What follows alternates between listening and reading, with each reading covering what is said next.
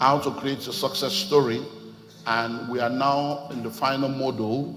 And what we have been doing in the last few weeks is looking at the different laws, principles, secrets, keys that you need in order for you to become successful. Now, if you're going to become successful, you need to understand the power of networking. Networking. So one of the secrets of success is networking. I've shared with you in this house, there are 3 works that you need if you're going to become successful in life. You need hard work, you need smart work, and you need network. There are a lot of people that are very hardworking, but they are not smart. So they work hard, but they don't work smart. And there are people that are very hardworking and very smart, but they don't have the right network. I was ministering on this trip in a church, and I mentioned it in 2 churches on this journey. Now, one of the reasons why a lot of Christians cannot scale is because the only people they know is their church members. There are many of you sitting down here right now, even though we have thousands of members in this church, they have not patronized you before. And they will not patronize you because what you are selling, they don't need. Do you understand? Can you imagine if you are selling sanitary pad now? Will I come and buy? I don't need it. If you are selling a car, I can't come and buy a car because I already have a car. So if all your customer is your church member, and may God help you if you are in a church that is only 70 members. Are you seeing now? So because we don't have the right network, a lot of us have good product, but our network is very small. And that's why we say your net worth is determined by your network. So if you're going to become successful, you need network. In this world, people don't go up, people are brought up. People don't go up, people are brought up. When you were born, your parents, your guardians brought you up. So it is in life. Somebody has to bring you up. There are mentors and sponsors. There are people that will open the door for you, that will recommend you, that will introduce you. That's the way it works. So you need the right network. Now, in this world, who you know matters. Who knows you matters. I hope you know that there are people that you know, but they don't know you. So how many of you know Aliko Dangote? We all know him, Abi. How many of you know Tinubu? We all know him, Abi. He's our president. Does he know you? No. I know someone that knows somebody that is very big. And when she wanted to do a project, and she was trying to borrow money, I said, why do you want to borrow money? That this is a major project. And there are people you know that are within your family network, your father's friend, your uncle. So just go and share your vision with them. It's better for people to support you with free money than for you to go and borrow money. When I said, that's true, that I don't like begging. I say it's not begging. You have a project. Not that you say give me money to eat. You are starting a project that will be a blessing to the whole of the country. Go and share the vision. Do you know what she said? She said, that's true. That the last time I went to visit that woman, that she gave me $10,000 for transport. Yeah, she told me. I said, when I went to visit her in Abuja, she said, why give me $10,000 for transport? You have somebody like that in your life and you want to borrow money. If somebody gave me $10,000 for transport, how much would they give you for business, for investment? Hello? So who you know matters, who knows you matters. Now, when it comes to who you know and who knows you, listen, there are people, there is a connection between willingness and power. So let me explain that to you. Willingness and power. There are people you know, they are willing to help you, but they don't have the power to help you. Hello? They are willing to help you, but they don't have the power to help you. And there are people that have the power to help you, but they are not willing. Are you seeing where grace and prayer comes in? Because you know some people that can help you, but why are they not thinking of helping you? Even when you share your problem, they will tell you how many it is. But they have the power, but they are not doing it. That's where grace comes in. Some people are powerful enough to help you, but they don't even know you. I was humiliated many years ago, probably about 20 something years ago, when I was tired of Tokumbo and I wanted to buy a brand new car. Say, Tokumbo is over. It's time for a brand new car. That was over 20 years ago. Because I went for an exhibition. And when I went for the exhibition in Tafa Balewa Square, I saw a small bus. And they told me the price. And I'm like, this brand new bus. So I came to the church. I said, come. I saw a bus, so we should buy that bus. All this Tokumbo. So we bought the bus, brand new, for the church. Church bought it. The day we were dedicating that bus on the altar, I was just prophesying. And I declare, I don't know, many people were here, Tokumbo is over in my life. From today, I will not drive Tokumbo again. I began to declare. Immediately, I finished the declaration. And I was on my way, I was just thinking, hey, Naso. But because I'm a person of faith, he said, no, nothing is impossible. Go and start pricing car. So that's how I began to go and price. So I went to this place to go and price car. I've gone there. I looked at the car, brand new. How much is this one? How much is that? How much is that one? So by the time I finished price, I said, okay, no problem. I'll be back. But you see, the way the guy had spent time explaining and all the questions about, he was thinking that I will buy. So I said, I'll be back. He said, I said, I know that I just came to see. You just came to see. He just started insulting me. You just came to see. That's why you have been wasting my time. So you're not even ready to buy. Are you not a man? And this is a man telling me, am I not a man? So I'm like, why are you insulting me? He said, no. I said, well, you say I'm not. Are you not also a man? And you are a staff collecting salary. Me, I came here to price car. You can. So we started discussing.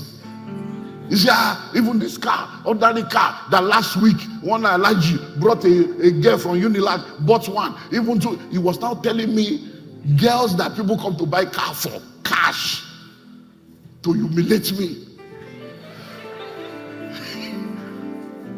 But you see, me, I was not angry. What I was hearing was, so somebody can bring somebody to come and buy car cash. Lord, I claim it for myself. The kind of people that can buy a car cash and bring to me, Lord, bring them into my life. Today it has become a reality. So listen to me. In this life, you need the right network. Some of you are where you are because you are gathering, you are surrounding yourself with useless people going nowhere fast. If you check your phone from A to Z, and if you need 100K, you cannot see anybody. Delete their number. Delete their number. If you check your phone from A to Z and you need people to do 1 hour prayer with you and they can't pray for 1 hour, delete their number. Brother that wants to marry, you are looking for eyelashes. Can she pray? Can she fast? Sister, can that brother with 2-pack, 6-pack and a beard, can he cast that devil? Or when the enemy attacks your family, you say, oh, baby, what are we going to do? The head of the house is calling baby. Baby, what are we going to do? Baby, pray. You're a praying woman. Someone say network. It's a major key to success. The Bible says about the children of God in Acts chapter 4 that when they faced challenges, they went to their own company. So they had a company, they had a tribe. So you need to find your tribe. You must have the right network and you must be in the right network. Now listen, if you're a professional, make sure you are part of the professional body and the professional network of your organization. You are a lawyer, MBA is there, you are an accountant, ICANN is there. So whatever career profession you are involved in, be fully involved. Find out who are the major players in that your industry, not in your office or in your industry. Follow them online. Check if they have mentorship platform. Check if they have networks that you can join. If you are a businessman, join Chamber of Commerce. You are a Christian, join Full Gospel. Join Rotary, join Lions Club, just join. Because there are many things that can only happen through a network. A foreign organization want to enter a country. Most of the time, they don't come to individuals. They come to agencies. Do you understand now? So if you are a business person, are you a part of NASME? What is all this different name that they have? Is it NASME, have you? I think there's NASIMA, NASME, NEPC, all those kind of, just join. Because that is where, if foreign company wants to do anything, it's okay, let's go to the National Export Promotion Council and let them give us a list of business people. Let's go to SMEDAN, small and medium. These are organizations. If you can join. So if you want to become successful, you need the right network. You need what? The right network. So please, I beg you, everybody cannot be your friend. Even in church. I hope you know the agent of darkness in church. I hope you know some people you are sitting next to, they are witches and wizards. Hope you know. Don't be deceiving yourself that you are in church or Ajewa in church. There are witches in church, wizards in church. So don't come to church, you just sit down, you are sleeping during service, they are imparting evil into your life. Hello? So when you come to church, you come with what? With sensitivity. So even in church, some people say, hello, good morning, how are you? Good morning. That's where you end up. How are you, my sister? God bless you. That's all. Don't go beyond that. If you try to go beyond that, your destiny is finished. Because everything they will be talking to you about from that point is to disconnect you from God. Say, Anna, wow, what do you think about this one, the night, every night, 12 midnight? Well, you go join them. I'm telling you, in church, they will ruin your destiny. So I will not go to work tomorrow, 12 to 1. I will now go by 1 before I sleep, maybe 3. Maybe I need to leave work by 4. I beg. All the one who don't pray, wait till come out of her. That's what they're going to talk. I'm telling you, inside church. Hello? You gave railroads. I thought you said your rent is due. Now what for you? Didn't you hear pastor say that what God will do, God will do? Whether you give or you don't give, God will do. Why are you wasting? You better pay your rent. All these people are rich people. Inside church, now you go meet them, not outside. Inside church. So number 1 is what? Networking. Number 2, let me see if I can give you 3 or 4. Wherever I stop this month, is self-reliance. Self-reliance. The reason why a lot of people cannot be successful is because as a result of survival mindsets, anything that looks like something that will bring money or comfort into their life, their brain goes on sabbatical. I'm telling you. I hope you know that in the world that we live in today, anything that will give a lot of Christians money, they don't pray about it. Once there is money involved, they don't pray. They see it as the favor of God. Hello? When Potiphar's wife came after Joseph, Joseph did not see it as the favor of God. I hope you know that's this generation. Madam liked me. Madam, God favor me with Madam. That's the way a 21st century stupid Christian will interpret that encounter. Because if you read your Bible, there was no scripture against adultery. Read your Bible. There was no. So if Joseph had slept with Potiphar's wife, he would not have committed a sin. No? Yeah. Because where there is no law, there is no sin. So as at that time, there was nothing that said, thou shalt not sleep with another man's wife. It did not exist. So that's why when he said, I cannot do this great wickedness. What verse of scripture? No verse. And sin against my God. That means he had an encounter with God. But that encounter is what many of us, even the one that is inside Bible, you say it's Old Testament, it's New Testament. Let's check another translation. That's not what the Greek is saying. Now, I'm coming into self-reliance from that angle. You must be self-reliant. That means you must come into a place where you learn to abound and to abase. If you're going to be successful, you must be someone that cannot be easily bribed, easily deceived, easily manipulated, easy to compromise, because you are not self-reliant. You must be in a place where you are ready to drink garri and reject 1 million to be in the will of God. That's the way it must work. That if all we have is garri, thank you. If all we have is garri, we soak it and wait for it to swear. Do you know what I'm talking about? Many of you may not understand that. No, many of you came from a rich family. Hello? How many of you want meat for Gary to swear? You soak it into now sweat. Okay, so go sweat before you start cooking. Or you soak it, but you will not allow too much water so that it can be concrete. Then, when you now take 1 spoon, you now drink plenty water so that it can swell inside. Oh, you know, you don't know. You don't know. You have no idea. Or you go and buy beans, 20 naira, and you now tell them to put plenty water. Then you now put the gari to soak the water, so the beans will be there like this inside. You know, many of you are from a rich family. Some of us didn't come from a rich family. Hello? Self-reliance. When that bottle of oil is finished, but you put the bottle on fire so that the oil will melt by the side, and you now use it to do okra. You cut the okra big, so that the okra will look like meat.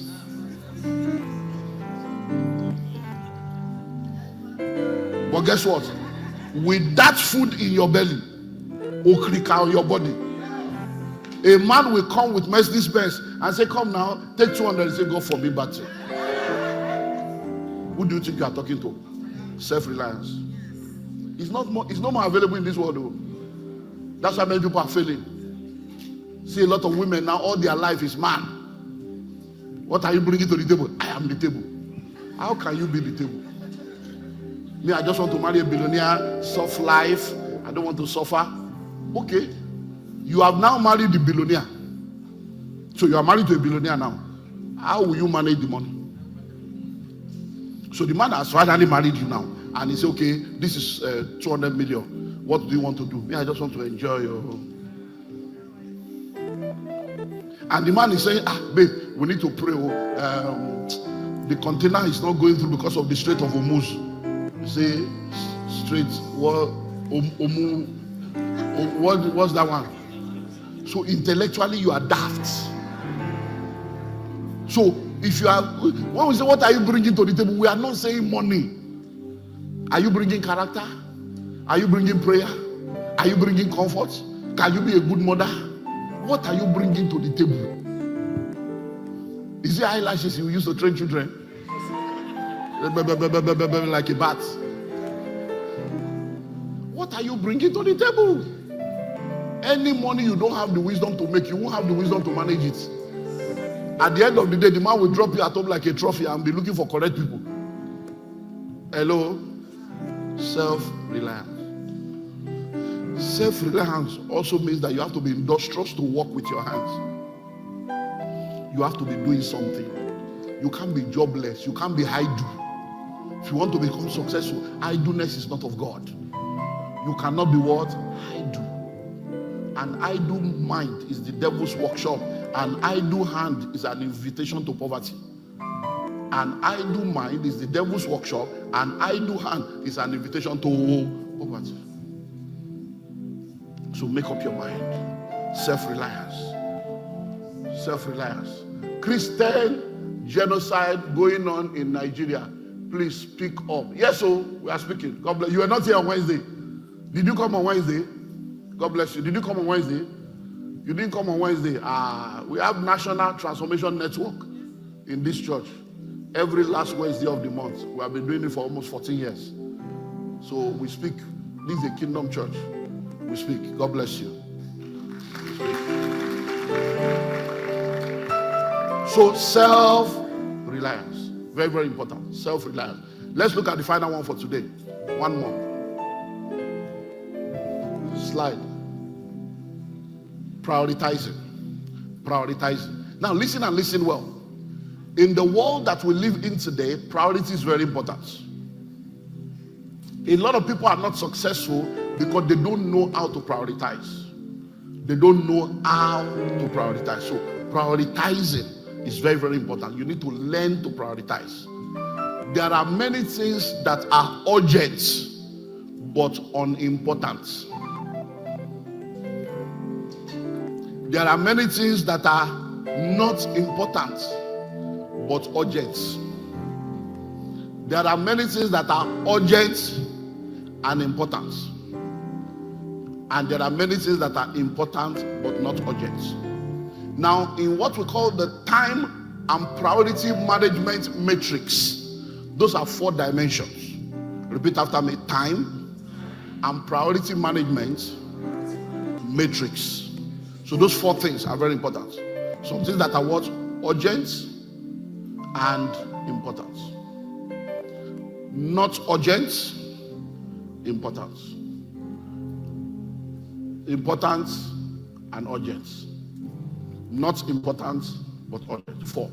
So when we talk about the time management and priority matrix, you now have to look into what you want to do and face what matters. Whether it is with your finances, whether it is with your time, whether it is with your life, don't waste your money without following priority. Don't waste your time without following priority. Don't waste your life without following priority. Very, very important. Don't do that. Don't do that. That is why a lot of people have failed. One of my mentees years ago started a business. He had been supported by family. He had family abroad, so they sent him money, and then he was starting a business. Then he told me to come and pray. So went to the office to go and pray. Very powerful setup, fully air conditioned, interior decorator, generator, laptop, flash screen, everything. It was when we were now praying, and I said, so this office is beautiful, so what exactly is the business? How are you now going to proceed now? That's why he now told me, that's the problem. I suppose he said, money to produce.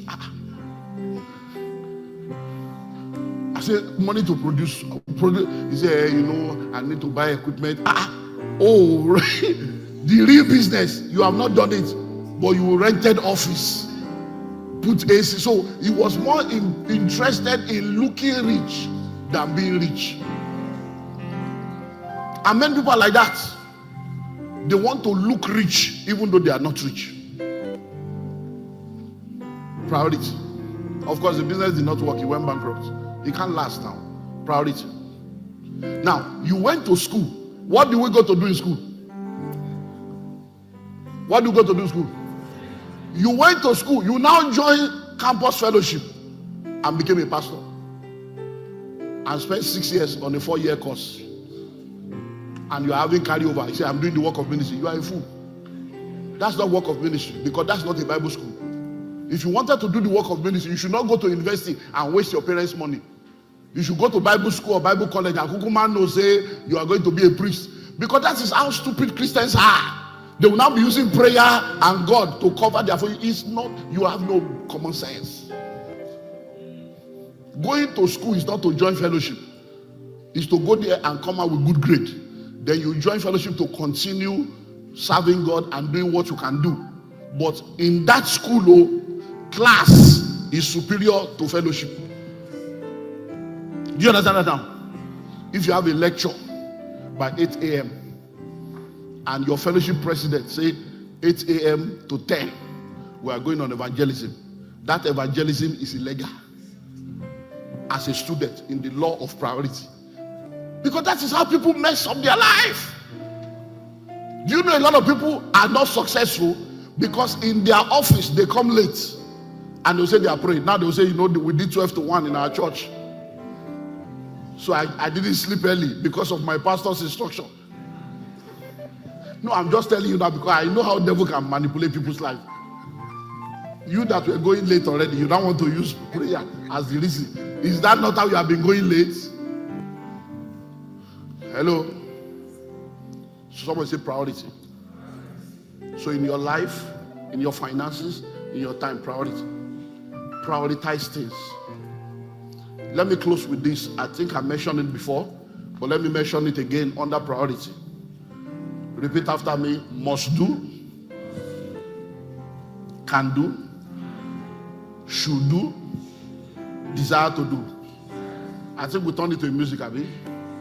Must do, can do, should do, desire to do. Must do, can do, should do, desire to do. Must do, can do, should do, desire to do.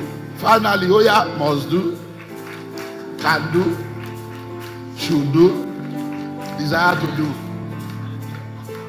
So there are things you must do. That is what you should prioritize. There are things you can do, but it doesn't mean you must do it. And that's what many people spend their life. I can do all things. I can do all things.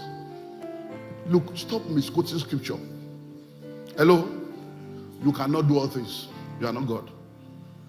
You can only do all things that God has created you to do, empowered you to do. I believe I can fly. You can't fly. I don't care whether you believe it or not. You cannot fly. You can't. Even though you have wings, wings does not equal to flight. Chickens have wings, but they cannot fly. So must do, can do, should do. There are things you should do, but it's not yet a priority. Hello? It's not yet a priority. So you look at the stage of your life now, and you say, okay, sorry, you guys can continue. I can't join you on this level now. Your friend is doing wedding. They now say, Ashwebi is 80K. Your salary is 80K. They say Ashwebi is 80K, but you can be paying small. You that didn't pay robots. Then they now say the wedding is in Oshobo, but they are renting a bus. Everybody 30K. So what are you supposed to do? I appreciate God for everybody, no problem. Then if it's 10,000 you have, you put it in an envelope and you go to the person. My sister, I rejoice with you. I celebrate. I wish I could. I wish I can join you. You already know my salary is 85,000. There's no way I can wear. I have that color. If you call, I have the color of that dress, but I can't afford. I can't travel. I don't have 30,000. Because inside this 85K, my transport is 60. No, is that not what your transport is 60? You know, but many of you now to show that you will now borrow money from cooperative and borrow from microfinance and deck up and be doing selfie. I hope you know that selfie is from selfishness.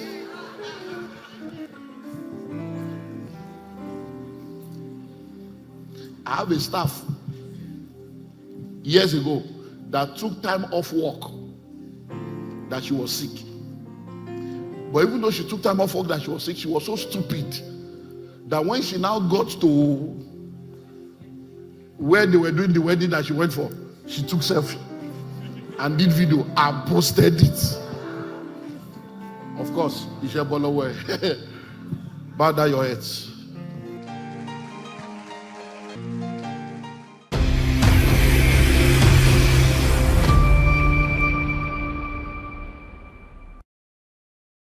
School of money, school of money, school of money. Yes, you have enjoyed the School of Money book since 2012. You have enjoyed the School of Money seminars. You've enjoyed the School of Money TV broadcasts, radio broadcasts, YouTube videos. Right now, I'm happy to announce to you that the School of Money University is now live. So this is the time for you to come for the master's degree and the PhD of money. So the School of Money University is now live, and you can be a part of that university anywhere in the world. Distance is not a barrier. And now with the School of Money University, you have access to every book I have written on wealth creation. All the books and all the manuals will be made available to you. And then 50, did you hear me right? 50 brand new master classes that was specially curated, recorded just for you. And you can be a part of it from anywhere in the world. So if you're listening right now and you want to be a part of the School of Money University, take that step now so that you can become a graduate of the School of Money. And I'll see you in the worldly place.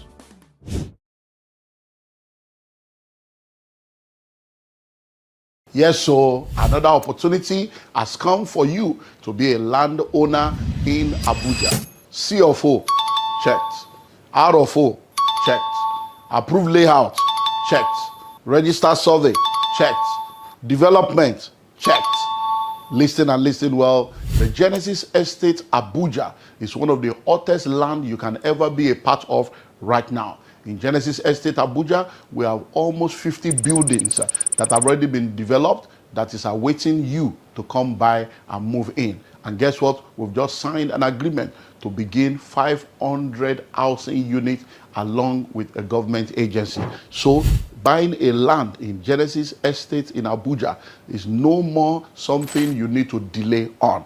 Genesis Estate is located behind Bingham University on the Yanya Kefi Express Road in Outer Balefi. All documents are intact, and with just 20 million naira, yes, you heard me right, with 20 million naira, you can own a plot of land within Genesis Estate.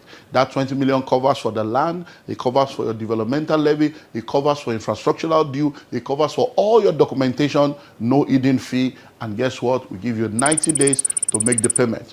Only 70 plots available. Rush now and grab it. I'll see you in the new location. Hello, beautiful people. The word POUR is an acronym for passing over opportunities repeatedly. And I've said it over and over again. It is better to be prepared, waiting for opportunities, than for opportunities to come and meet you unprepared. October 2025, we did the pre-launch of the Madiba Palm Tree Farm. We launched at that point for those that believed in us, and a couple, Mr. and Mrs. Thomas, bought 10 hectares. You heard me right, 10 hectares at the pre-launch level. In less than 1 year, when we launched in January 2026, their investment has already given them 50% return in less than 5 months. Guess what will happen? By the time we're done with this launch offer, by the middle of the year, we're looking at May, June 2026, we're going to be increasing the price of the Madiba Palm Tree Farm. So if you are listening to me right now, don't allow this opportunity to pass you by. Take advantage of the opportunity now to lock down your portion of 1 acre, 1 hectare, 10 acre, 10 hectares. If you have money sitting down in the bank, instead of doing cash banking, come do land banking and come do palm tree farm. So we want everyone listening to me right now to take advantage of this opportunity. You don't want to look back and say, and I heard when the land was 4 million. I heard when it was 6 million.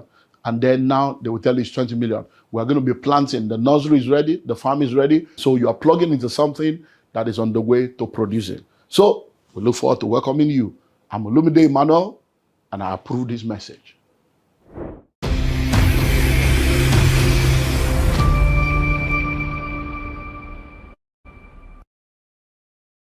If marriage is a partnership, why does society treat it as a woman's biggest achievement? Welcome to the conversation nobody wants to have. I remain your host, Osam Precious. Now, a very big thank you to everyone who has watched all our episodes. And if you haven't, I don't know what you are doing. What are you waiting for? We cannot continue this podcast without giving a big shout out to our sponsor, CSTV, for giving us this amazing space to use, and for Public for keeping us refreshed with their delicious treats. Now, joining us today is Precious Ochaya, a seasoned media host who has sat across voices like Dr. Olumide Emmanuel, Mrs. Funke Adejumo. She is the host of Still Here podcast and an advocate for mental health. Convinced that every success begins in the mind. She's also an entrepreneur and a founder of Blinks and Strands Limited. We also have an amazing guest named Oyemeze Crown Noel. He's a digital growth strategist, real estate marketer, software SEO expert, and a gospel music minister passionate about influence and impact. He helps businesses, investors, and creators turn visibility into authority and revenue while using faith-based music and media to inspire transformation and purpose-driven success. Now, let's get into the conversation. You guys are welcome to this podcast. Welcome to Let's Get Real podcast. Thank you. Are you guys on a scale of 1 to 10? How excited are you guys? I'm excited though, because it's always a pleasure to sit at the other side of the conversation. Oh yeah, because you're an host. I love to sit at the other side of the conversation. Yeah. So I would say a solid 9.5. Okay, Mr. Crown, how excited are you? I would say I'm just glad to be here. I'm very glad to be here. Thank you for the opportunity. Okay, no problem. I'm also excited to have you and to host you for guys. having us. Now, let's enter the main topic, because this when I was going through Instagram and YouTube, there was this conversation that came out, and someone said that society has placed marriage as an achievement for women.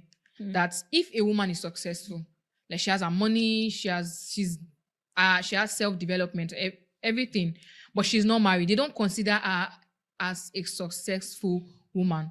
Now, my question to you, Precious, is why do you think marriage is framed this way for women? Okay, so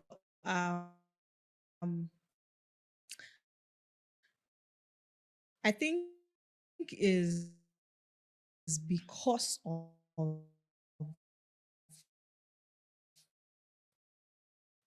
will I say is not valuing position. The only reason why a woman will matter was because of her husband. And I think shifting from that to now see women going out of their way to be something about themselves.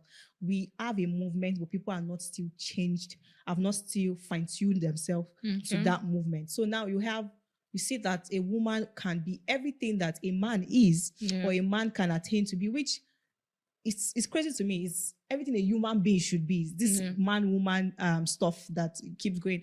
Or you see what a woman can aspire to be, everything a human being can be, which is what we are used to seeing only men be. Yeah. And then we still try to tie our value down to marriage and say, oh, it has to make sense that you will have a man that is attached to you, or a man that is pushing you behind this thing. And also, on the flip side for women is that because women have become defensive, rightfully so, actually, because the society has treated women in several demeaning ways, and women have a voice. But the problem is very, very, very, very, the chances of now being extreme or overboard or being extremely defensive is where the flip side is for a woman. So because of that, even if a woman wants to get married, she loves the institution of marriage, she feels like she has to intentionally go against that institution of marriage because it's what they've told her she has to do. So you now see a woman intentionally working against marriage, even if it is what she wanted. So I think it's because there's no balance for both the female and the male gender. So one is saying, we don't know you like this. A man has to be attached to you. The other one is saying, I want to be myself, and I'm not going to marry because society wants me to marry, not because. So everybody is just being defensive and fighting a battle. And I think if everybody just sits down and realize that we can balance this thing out, and everybody can live peacefully. Okay, so Mr. Crown, the question now is, do you think society places the same value on marriage for men as it does for women? Or is marriage seen as less of an achievement for men? And why do you think that is? Oh, all right, okay.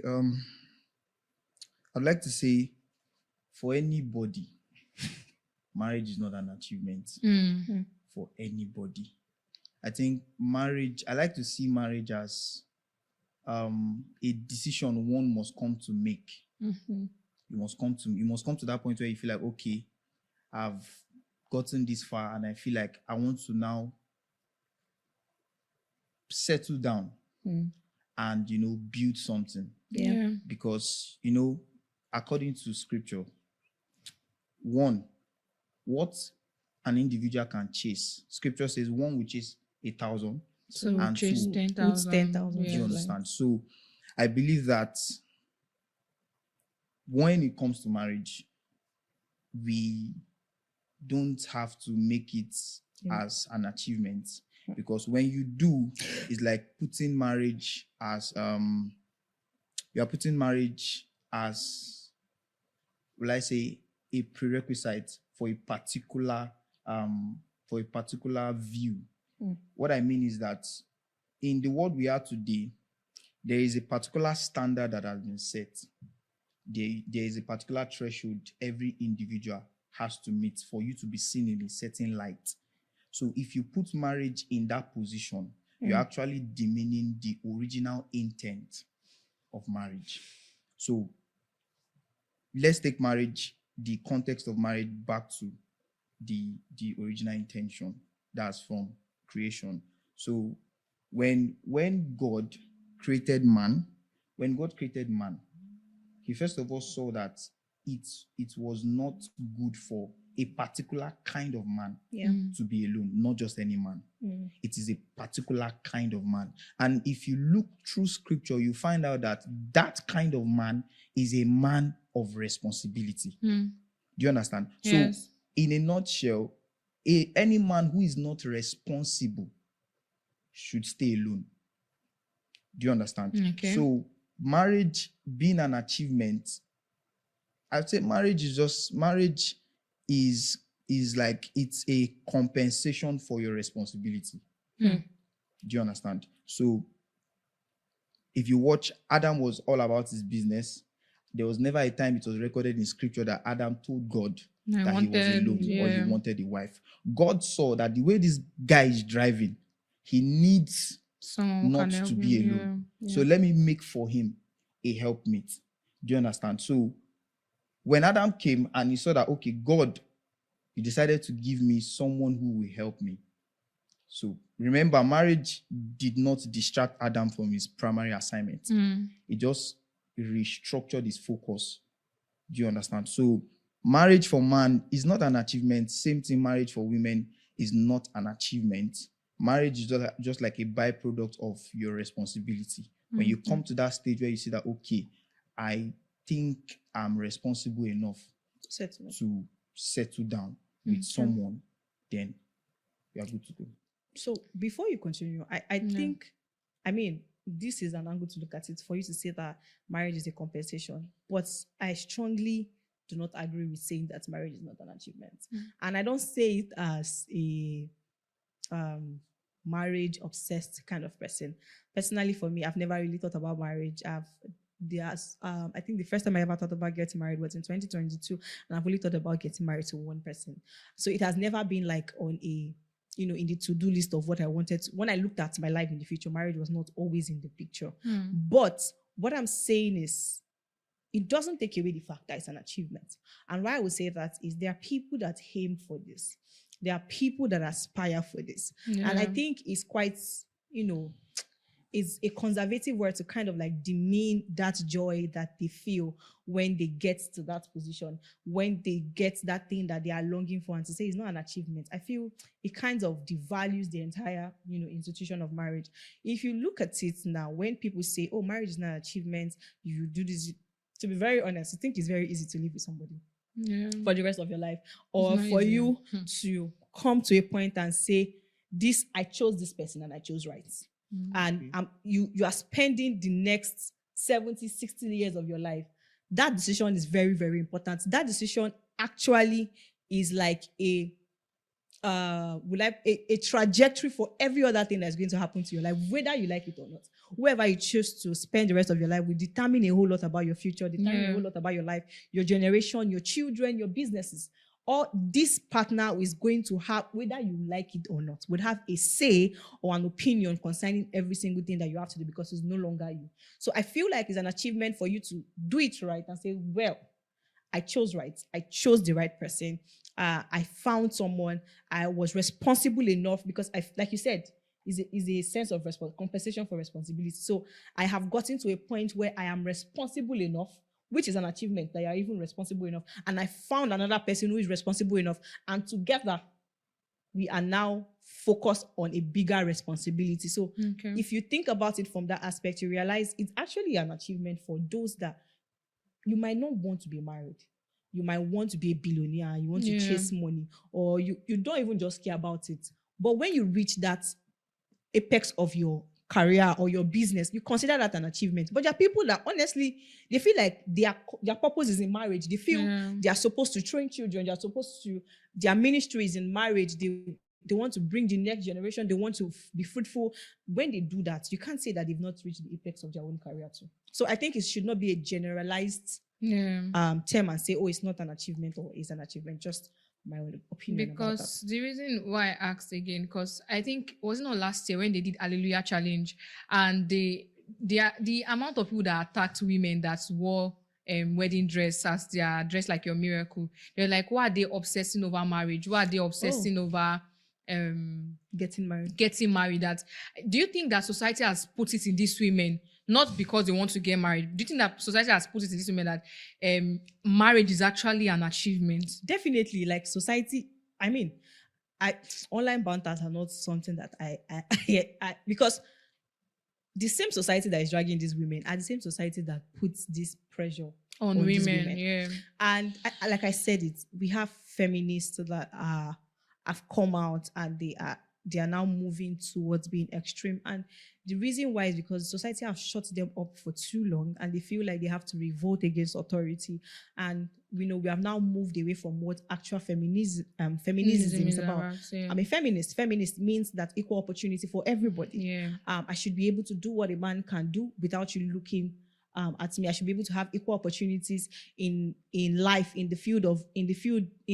career, in anything without you second guessing my position because I'm a woman. That's what feminism is. Okay. But now there are women that have now moved to the extreme, and I can't blame them for moving to the extreme. They have moved to the extreme because society have constantly pushed them and trampled on them over and over and over again, and they feel like the only thing that society is going to listen to is revolting. So now the society has put a pressure on women that, oh, you have to be married. And I spoke about it when I started because it was what we were used to. You have to be married for you to have value. You have to be married. That's why you see people are saying that you are 30, I'm 30, and time is going. Who said so? Who put a time frame to it? Like, why are you so concerned about being old? Yeah. And they say, oh, women have a biological clock. To be very honest, I don't believe in that train of thought. I don't align with it. Okay. You are not ready until you are ready. You are not. If you are focused on, personally for me, like I said, I've only thought about getting married to somebody, and for me to get married to get to that point was because I saw something and you're able to convince me that I should be in this institution and I should do it with you. But minus that, I am a person of purpose. I'm a person of alignment. I know exactly where I'm going. So until I see that you and I are aligned, or you align with my purpose and I align with your purpose, I don't feel the rush to get married. Like, I feel like I am living my life. I am developing myself. If I had gotten married 2-3 years ago, it would have probably been a disaster. There's so much I know about myself now that if I had been married, oh my God, it's like, oh my God, there's so much about myself. My frontal lobe has never developed yet. So like, there's so many things I'm still learning about myself. So I think if people focus more, like you said, on yourself and focus on what you can be for yourself, the responsibilities that you can do for yourself, and marriage is going to come. I think the right people are focused on finding the right person, and they are not being the right person. So back to your question about women, I think, yes, I agree. So many of these women are not even ready. They just want to do it for societal pressure. But there's some women that genuinely don't want to marry. And you know what made me happy? Last year, I saw a lot of men coming outside to wearing suit and ring. I'm like, equality, this is what we're talking about. Let's not be like, I think it's only the women that are obsessed because we are making it look like there are men that want to get married too. Actually. But they're not vocal about it. But women are free to be vocal about it because we've been told that this is we should find it. So will I say it's a bad thing that you go on prayer, corporate prayers and say, I want to get married, I wear the gown. If it works for you, no problem. But just be sure that your intent is right, that you actually want to get married because you've tried as a good person, you've tried as somebody that's worked on yourself, and you've not been able to find that person. So now you need a supernatural intervention. And not that you are doing it because you are pressured by society, pressured by your parents, pressured by friends to want to do it to prove a point. That's not the reason why you should be getting married. Okay, thank you. So, Mr. Crown, when she was saying something, it's just like you wanted to just talk, or maybe. So, what do you have to say? All right. So, first of all, I would say that the society putting pressure or mounting pressure on, let me use ladies, for example. I think that many ladies do not even really know what marriage is. I feel like a lot of them that are saying they want to get married, they actually are just hoping that one day they'll get their dream wedding. A lot of people are preparing for wedding. They are having pressures on wedding rather than understanding the institution, marriage that they are going into. I used to have this. I have a friend that always, when we sit down to talk, we always tell ourselves back then, and we'll be like, any woman that's going to get married to us should not, even if no matter the amount of money we have, should not be prepared for maybe a luxurious or a frivolous wedding. Okay. We are just going to do something simple. And, having to sit down and calculate, have that train of thought at this my age now, I've come to realize that marriage itself is a long time commitment. And I feel like a lot of ladies, when they sit down and calculate the costs, they will say that it is not worth rushing into. Do you understand? Marriage is not worth rushing into without proper scrutiny and proper investigation on what you are going to do. Do you get? She made mention of, I'm trying to remember what she said, but it was around women who sees marriage as an achievement. Now, why I said marriage is not an achievement for anybody is because an achievement is like a goal.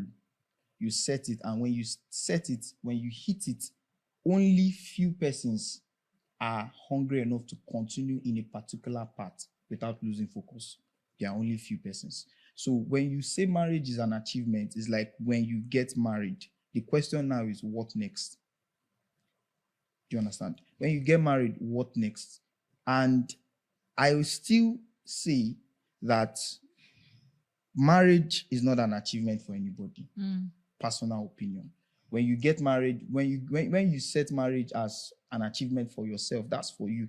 Yeah. Do you understand? That's for you. But I'd like to say, while you are setting marriage as an achievement, also do well to ensure that you are not lacking in other areas. Because when the right person comes, it's best that person meets you prepared. School of money, school of money, school of money. Yes, you have enjoyed the School of Money book since 2012. You have enjoyed the School of Money seminars. You've enjoyed the School of Money TV broadcasts, radio broadcasts, YouTube videos. Right now, I'm happy to announce to you that the School of Money University is now live. So this is the time for you to come for the master's degree and the PhD of money. So the School of Money University is now live, and you can be a part of that university anywhere in the world. Distance is not a barrier. And now with the School of Money University, you have access to every book I have written on wealth creation. All the books and all the manuals will be made available to you. And then 50, did you hear me right? 50 brand new master classes that was specially curated, recorded just for you. And you can be a part of it from anywhere in the world. So if you're listening to me right now and you want to be a part of the School of Money University, take that step now so that you can become a graduate of the School of Money. And I'll see you in the worldly place.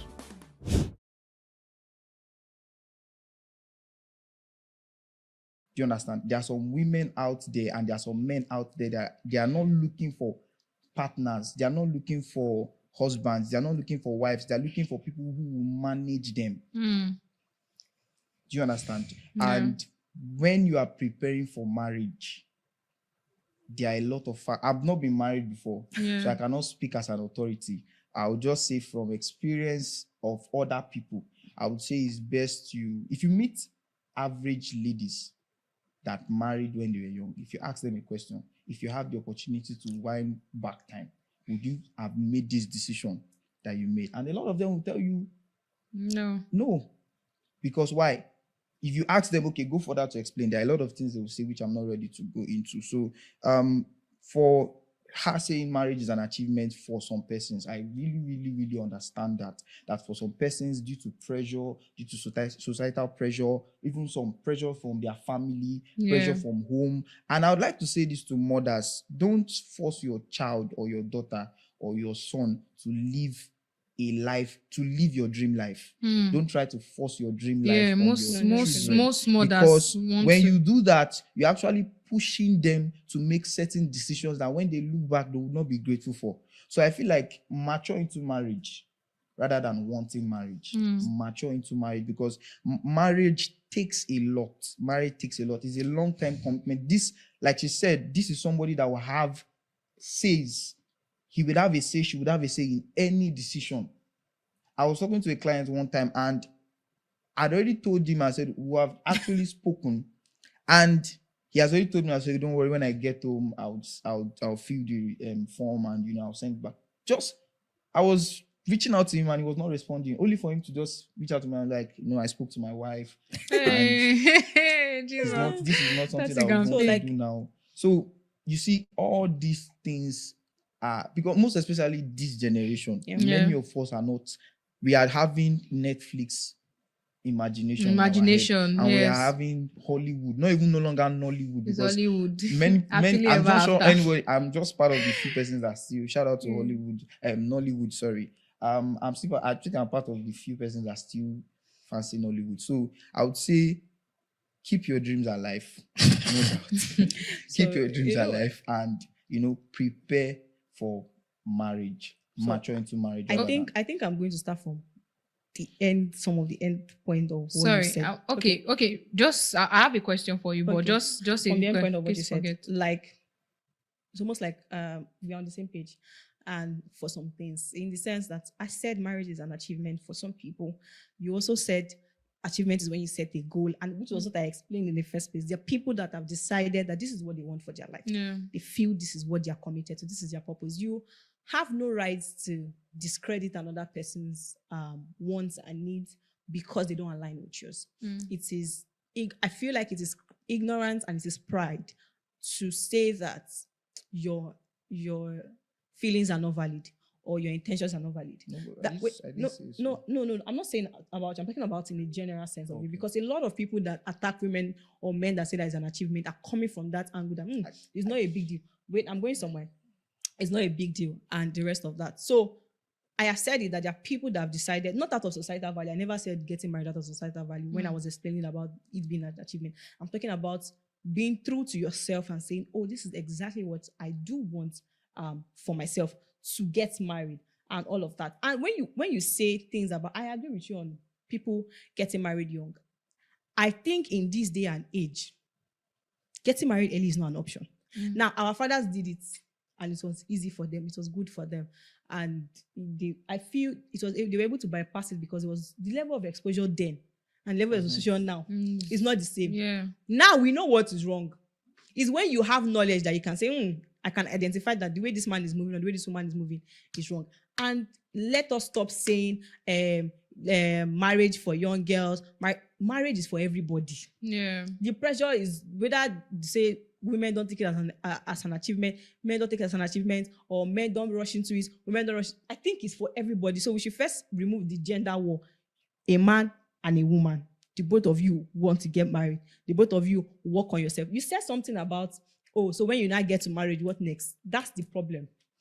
What you are talking about is wedding. You never stop getting married until you are divorced. Marriage is an institution that you never graduate from, except you are divorced from it. So if you say marriage is an achievement, it means it's a continuous thing. Not saying that when you can say, okay, when you do the wedding, what next?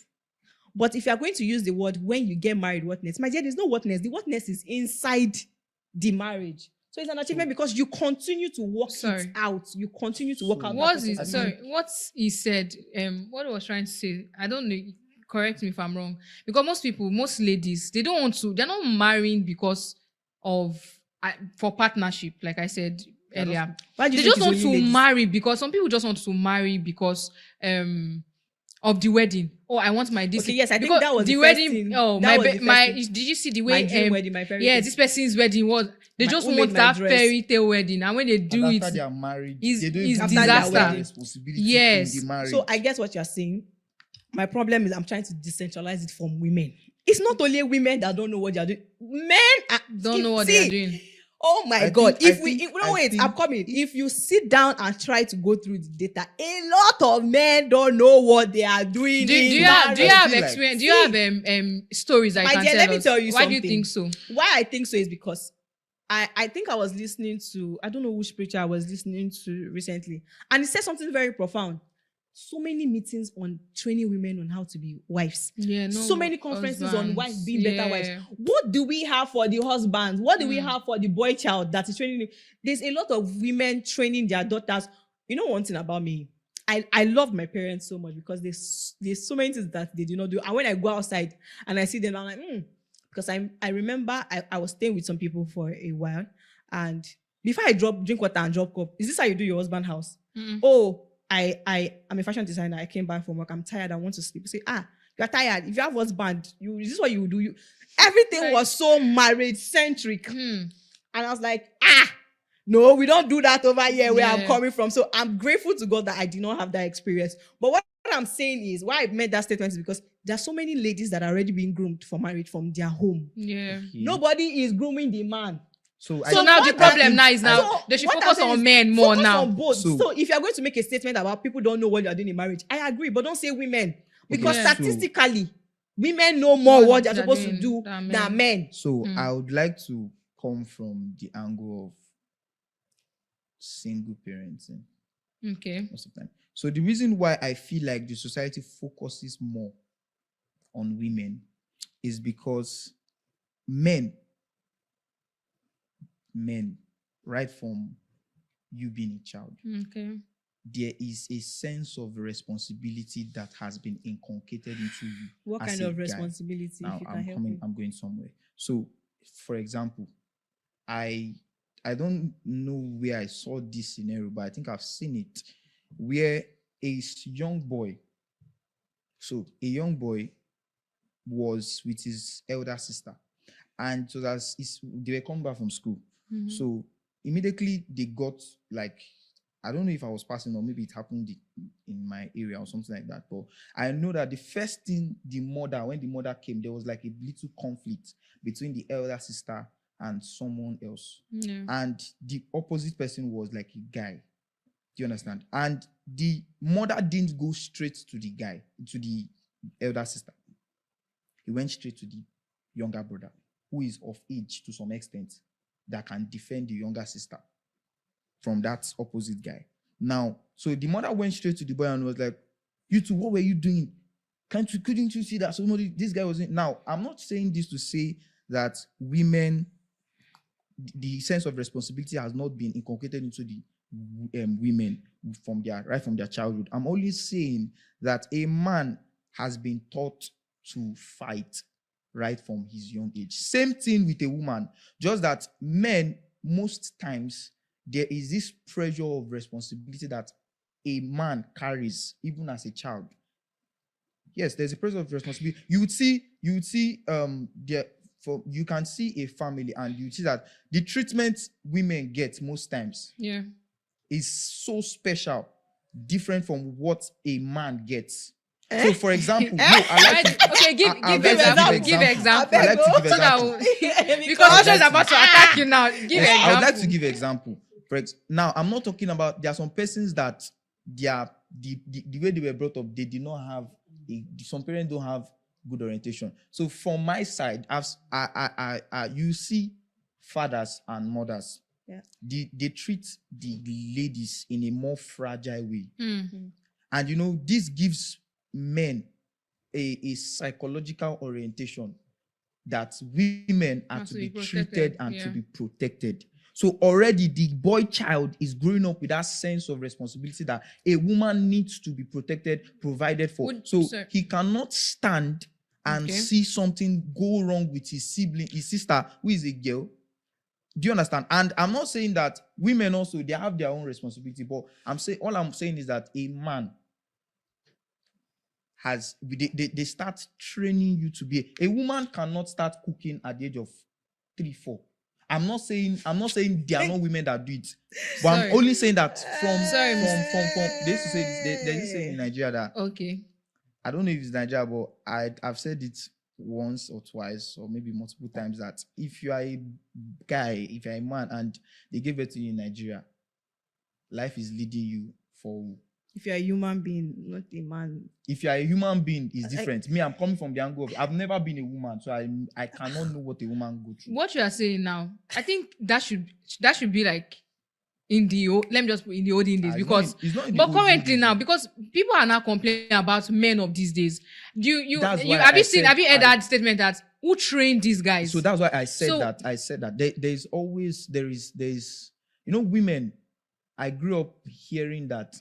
I grew up hearing that, and I've also read about it in books that you can tell the difference when a woman trains a boy and when a man God. trains a The guy. society just hates women. Like, No, I'm not training anything at women. wait. I've been wait. Let me finish. I think let me finish. Okay. Just let me finish, Please because finish. this Because Precious is is a about to conversation. attack you right now. This is a conversation, not Okay. it's not meant to be an argument. It's just a conversation. Yeah. You're sharing your view and I'm sharing my view. Do you understand? So now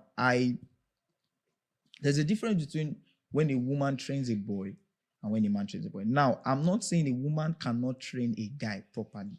I'm only pointing at the difference. Now, men, I don't know, but the way I feel men think a real man is that when you are faced with your same gender, there's this kind of fear.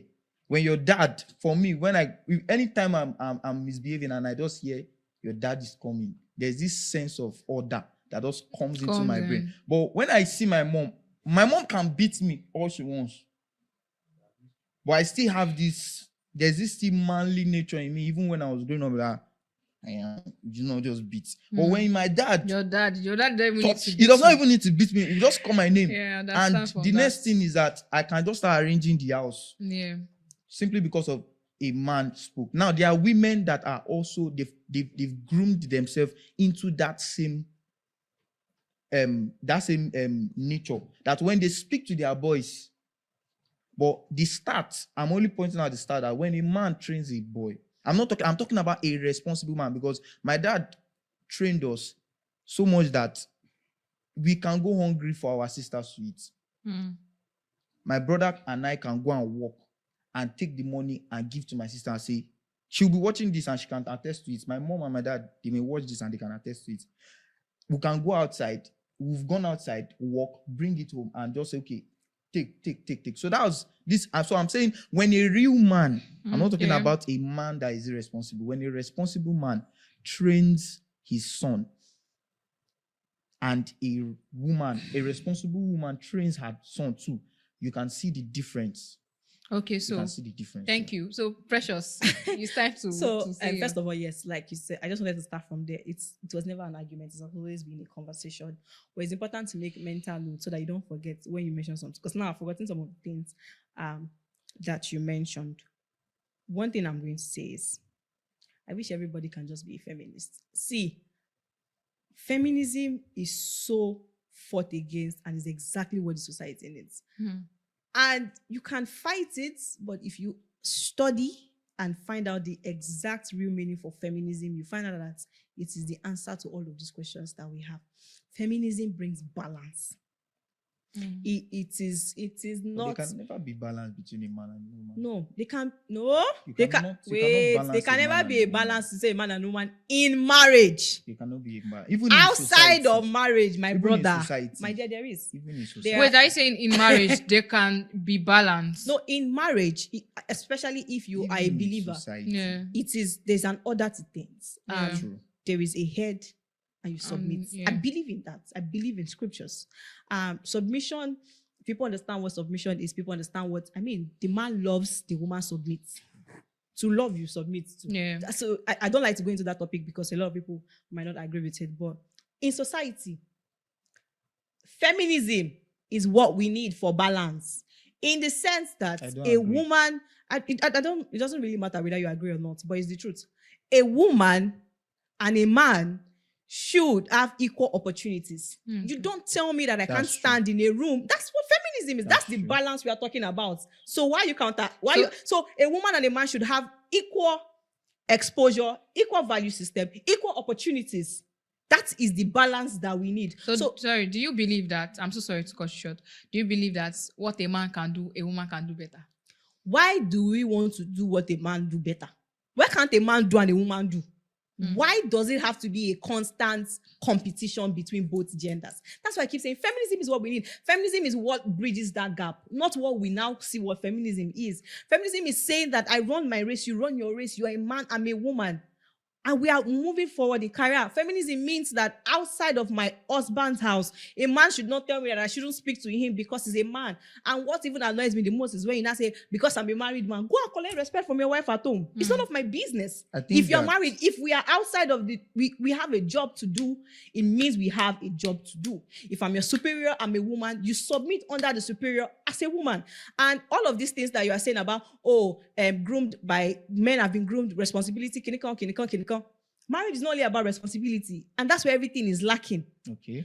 Women is not only about cooking. That's where everything is lacking. Okay. Balance is what we need. So what balance? So now, a woman, the society has changed.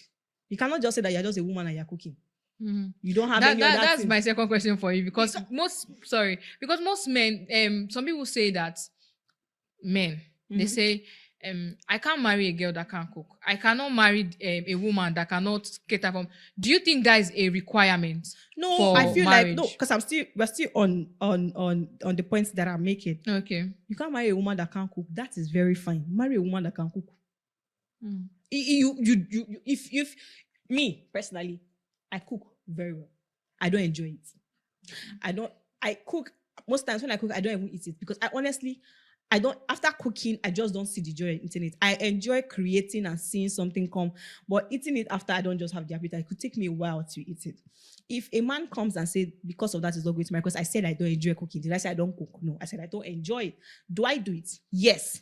The only time I enjoy cooking is when I'm doing it for people that I love. So I cook for my father a lot because I love it when he eats it and like, oh, this tastes nice. My brothers cook.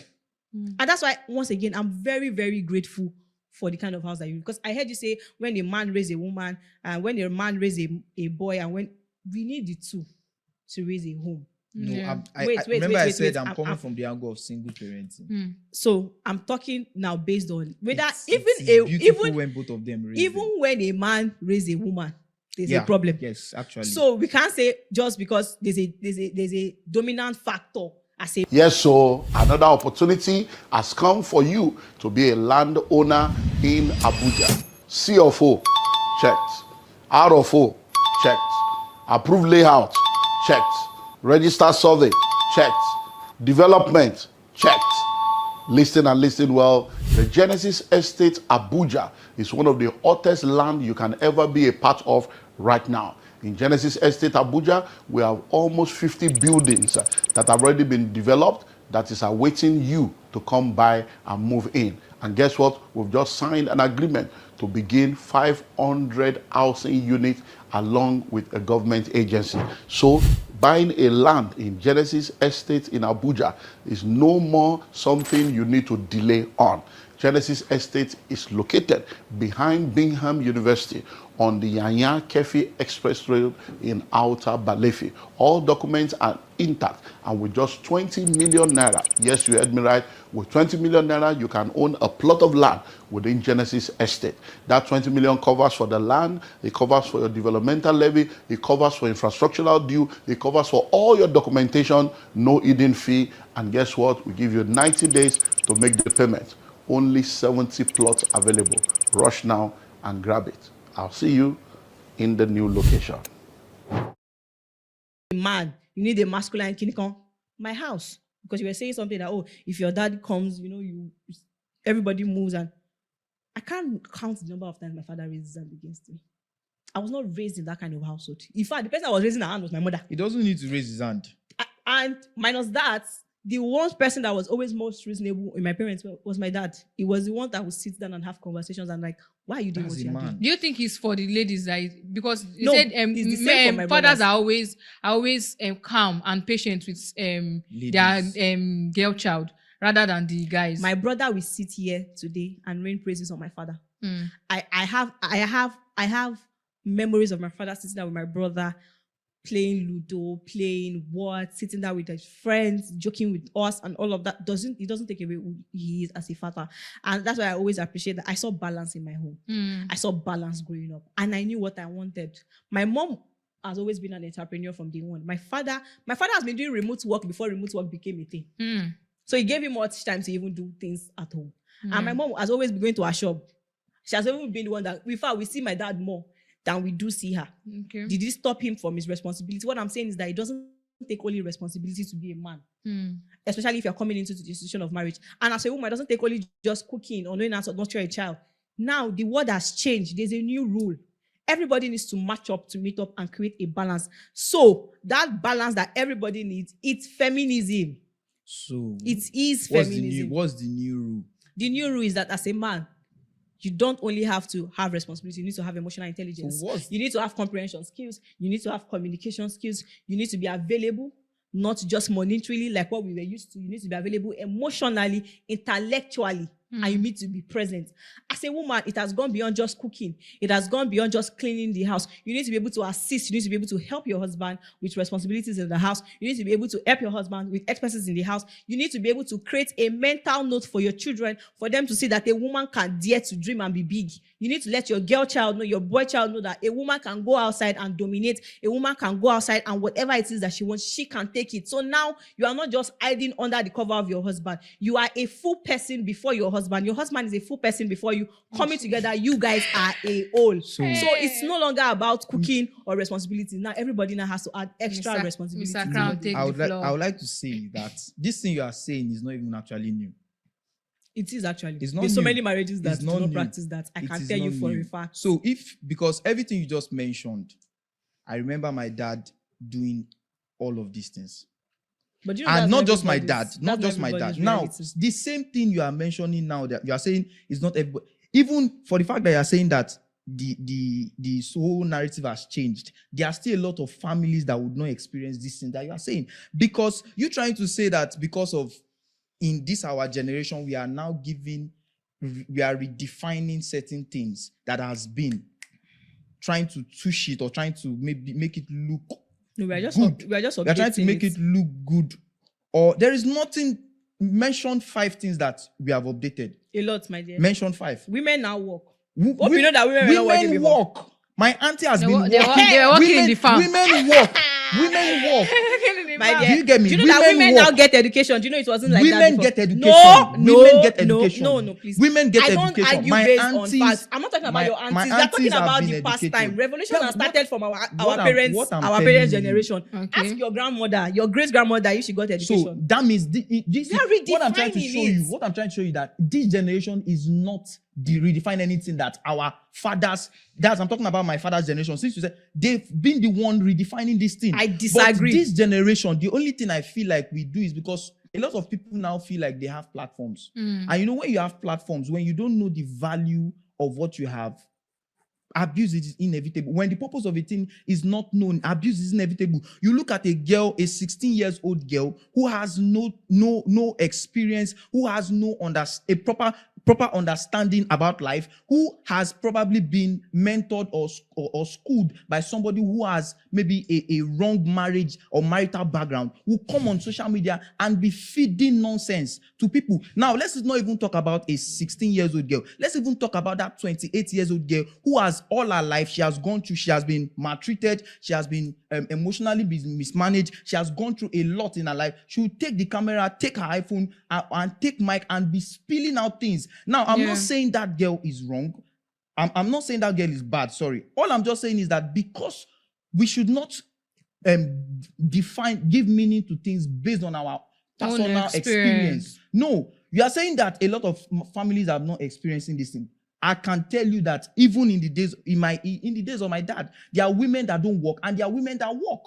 So let me tell you something. You said something, number one, which is what I keep saying. Can we decentralize from a 28 years old? Decentralization has been this feminism that we are just dragging. There are 35 years old men that are spilling rubbish on the internet. True. My problem is your train of thought. You keep focusing on the women. No, I'm not focusing on the women. When you want to maybe say He's just giving example. No, that's a wrong example. So, and that maybe is where let me finish. I didn't cut you. I didn't cut you. Let me finish. Let me finish what I'm saying. There are 35 years old men that are also spilling rubbish on the internet. So if I want to say that statement that you say, what I would say is, oh, you can see a 28-year-old youth saying so. Why does it have to be a 28 years old girl? Why can't it be a 28 years old? Wait, let me finish. That's the problem with our society. There are There so is no many. problem. There is a problem. There's so many problem is subtle, misogynistic statements that we pass here and there. We chip it in and we try to lap it so that it doesn't look the same. Now you are telling me that our father's generations were the ones that started. No, when I started this conversation, I said we are in a revolution. We are in an evolution. Things are changing. Yeah. And do you know the problem with life right now? The words, if it's not gender war, it's generation war. I don't know when we started to merge generation against generation. What we need to know that there's a new rule. There's a revolution. There's a transition. Things are changing. When did it start? A long time ago. But those people who started, were they vocal? No, I think We our are generation is more more They were vocal. vocal. No, they were vocal. Just that social media amplified a lot of voices. See, These people have now been I feel like vocal. they were more- voice. So when I'm This saying generation was more This vocal than generation- the no. we are more I would vocal. not- I would We not- are more no. vocal. We are not more like I vocal. said, Why do you say they are Why not? do We you are say not more that? vocal because the only reason why it seemed as though we were more vocal was because of social media was introduced. And social media gave a lot of people platforms who did not have the platform to speak. You have a great Well, point. that's a you good have a point. great So, point. because our fathers have been spilling out this, even on national TV, if you trace back to national TV's podcasts like this, there were men who, our fathers even went as far as creating foundations for women. See, they are more Creating vocal. foundations but for men. Wait. It's To not only speak. about social media being being a leveler of. I understand that social media has amplified so many voices, but I truly believe we are more vocal because why? We are not Even more vocal. wait, we are just being let more, me explain. more inexperienced and sometimes let me more explain. insensitive. Most of the time, our parents were very inexperienced. Nobody knew exactly what they were doing. Everybody was still going We out still, of same thing. We so, know. Still know. We don't so still I know don't know what why we're people doing. shame people about certain things that has always been. People figure it out. Nobody has done life before. We are all just doing life right now. I believe we are more vocal because in this generation we have more people that are confident in their skin. People that are confident, and yes, it came from social media, but minus social media, it came from exposure.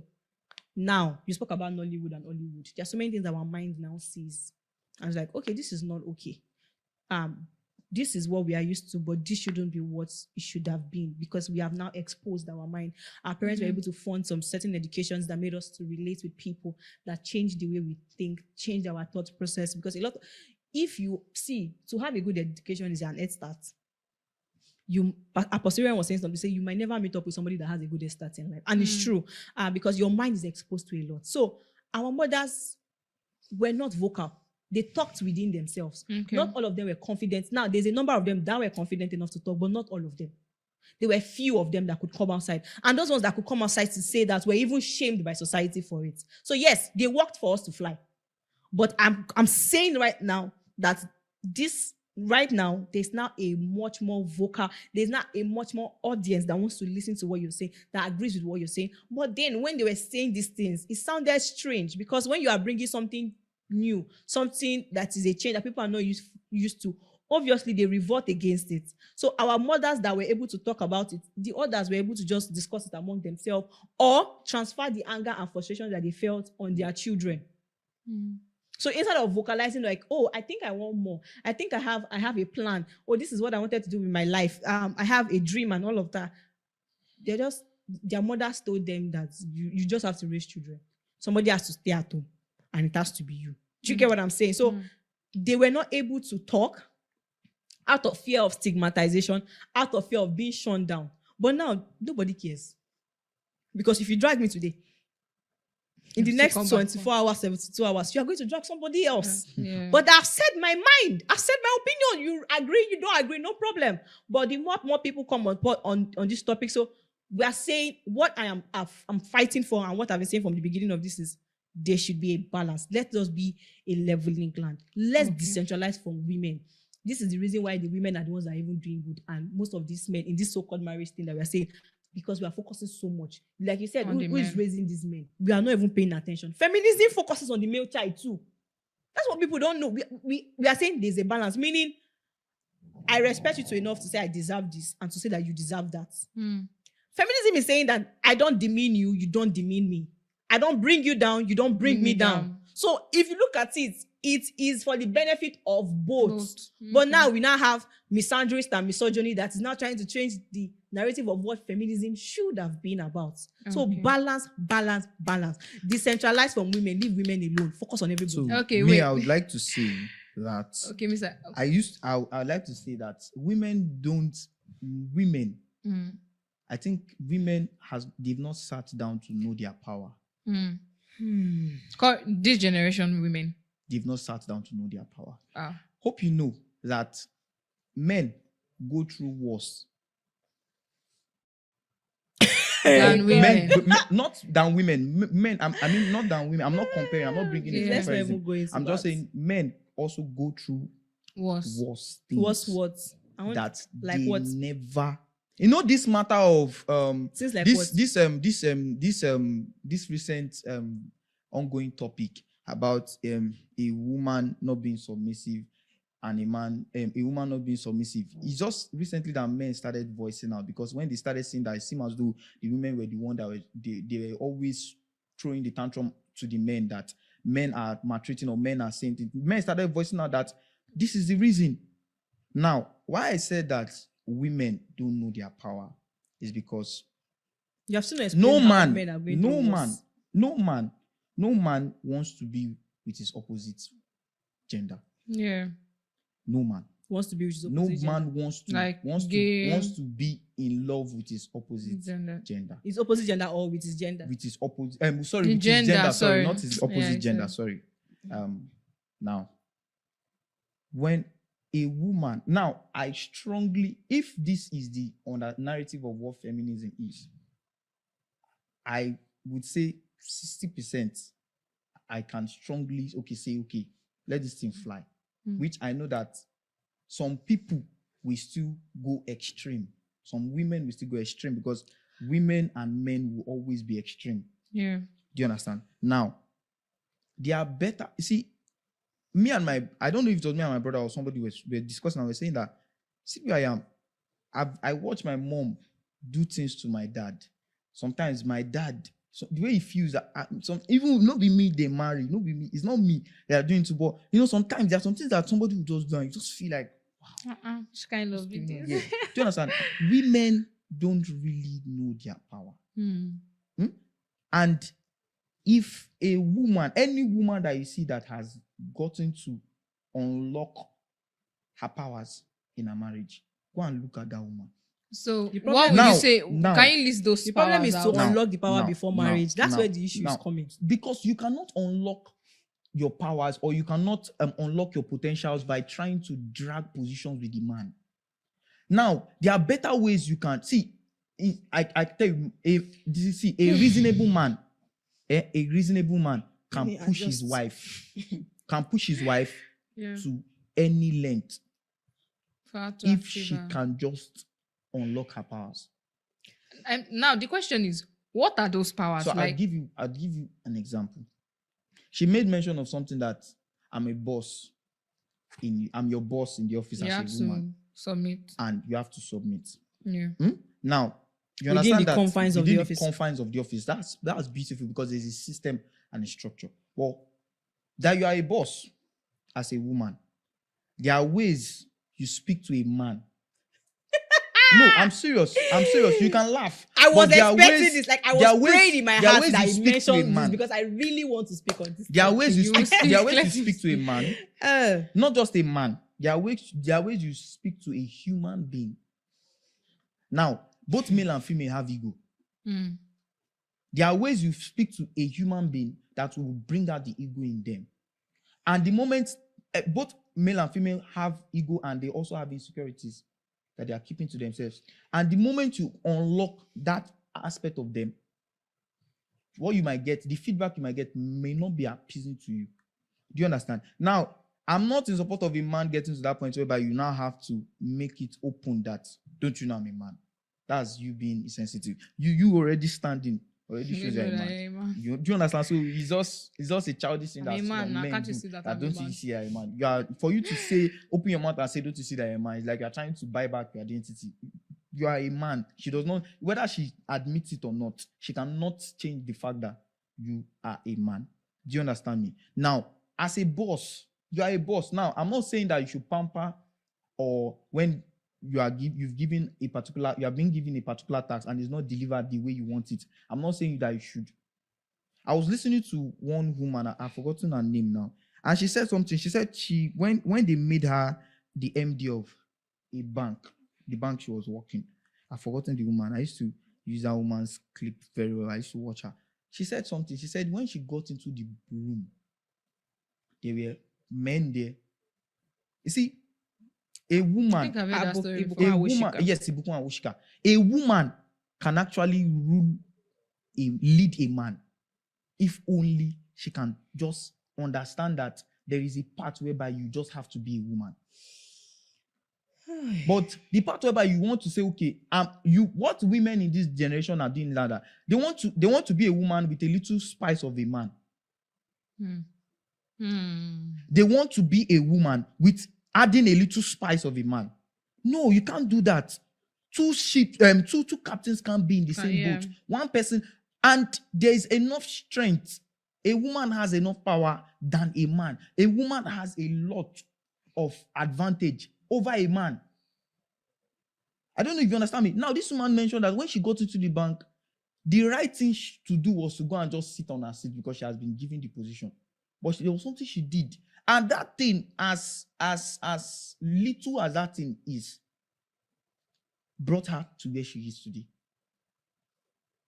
Brought her to where she is. No, it was part of what contributed to where she. Because there are people.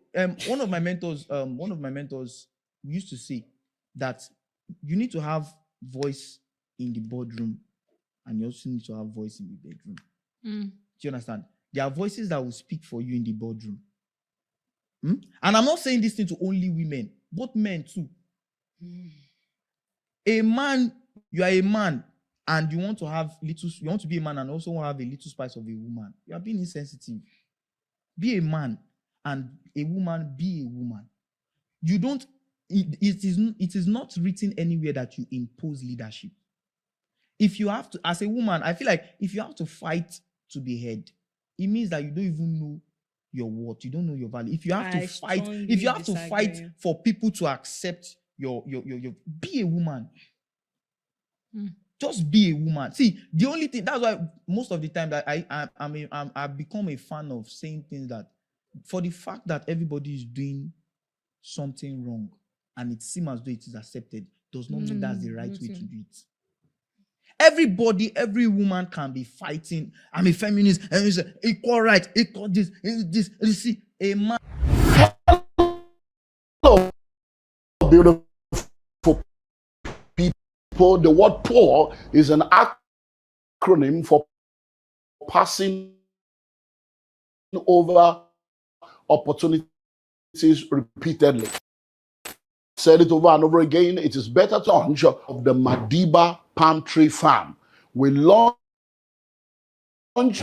at that point for those that believed in us, and a couple, Mr. and Mrs. Thomas, bought 10 hectares. You heard me right, 10 hectares at the pre-launch level.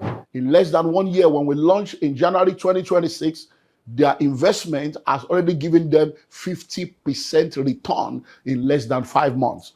Guess what will happen? By the time we're done with this launch offer, by the middle of the year, we're looking at May, June 2026, we're going to be increasing the price of the Madiba Palm Tree Farm. So if you are listening to me right now, don't allow this opportunity to pass you by. Take advantage of the opportunity now to lock down your portion of 1 acre, 1 hectare, 10 acre, 10 hectares. If you have money sitting down in the bank, instead of doing cash banking, come do land banking and come do palm tree farm. So we want everyone listening to me right now to take advantage of this opportunity. You don't want to look back and say, and I heard when the land was 4 million. I heard when it was 6 million. And then now they will tell you it's 20 million. We're going to be planting. The nursery is ready. The farm is ready. So you are plugging into something that is on the way to producing. So we look forward to welcoming you. I'm Olumide Emmanuel, and I approve this message. Man knows that he's a man. A man knows his. See, one thing, if I don't know anything about being a man, all my years of being a guy, is that I know that, in fact, one of the people that can identify their weakness is fast. They may not be able to act, but you see, one of the people that can know that, say, this thing are my weakness, or this thing I'm weak at this area, is a man. And a reasonable man can go extra mile for a woman when he finds out that this woman wants to actually bring out the best. Both in the home, both in the organization, both in himself, both in anything, he will go extra mile for that man. And I'm not trying to encourage I'm not trying to maybe side the men. Also, a woman will also go extra mile for a man who is ready to bring out the best in her. My dad used to tell us something when we were growing up. I said, any woman that comes into your life, make sure she does not live the same way she meets you. You don't leave her. She does not live without you transforming her life positively. My dad used to use that word, positively. My dad would do something to his wife and would be like, see your mom, see the way how happy she is. That's how you should make your sisters be. So I want to hear from Precious. Do you understand me? You So want to. there is no. It's like you want to just attack. No, never. What do you have to say? I'm please? not attacking him. I'm attacking a train of thoughts because I feel like it's a train of thought that almost everybody has, especially in Nigeria. And I will say this, I've been saying this from the beginning, balance. Everybody wants to be seen. Everybody wants to be heard. And everybody wants to, or they deserve to be seen. Everybody deserves to be seen and heard. Everybody wants to be seen. Everybody wants to be heard. Everybody wants to be understood. I use the word once because I'm going somewhere.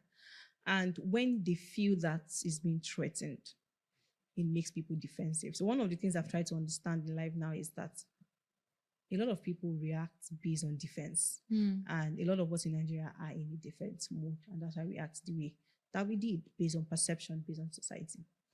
Now, there was a time you said men are going through worse. You can't say that. Why? Because women have been openly embarrassed, shamed for just being men that have not been openly embarrassed? For just being a woman. And you need to go back in time, go back in years and see what women were actually doing. Wait. This is the no, problem. I'm going somewhere. Please don't interrupt me till I finish, no problem. explaining what I want to explain. Okay.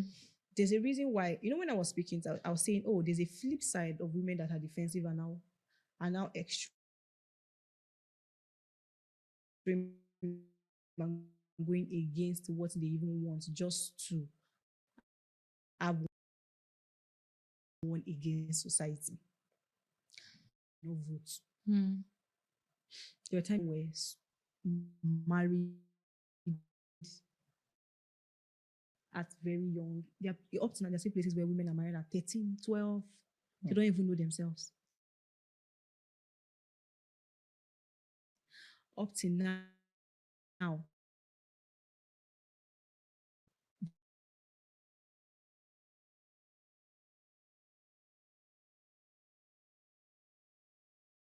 Treat women as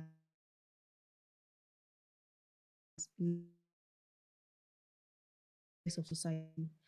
They are the minority. Like, there's a tendency for these men to look at me the same way. So I'm defensive. Do you understand? And then there's the men that feels, these women are now threatening our masculinity.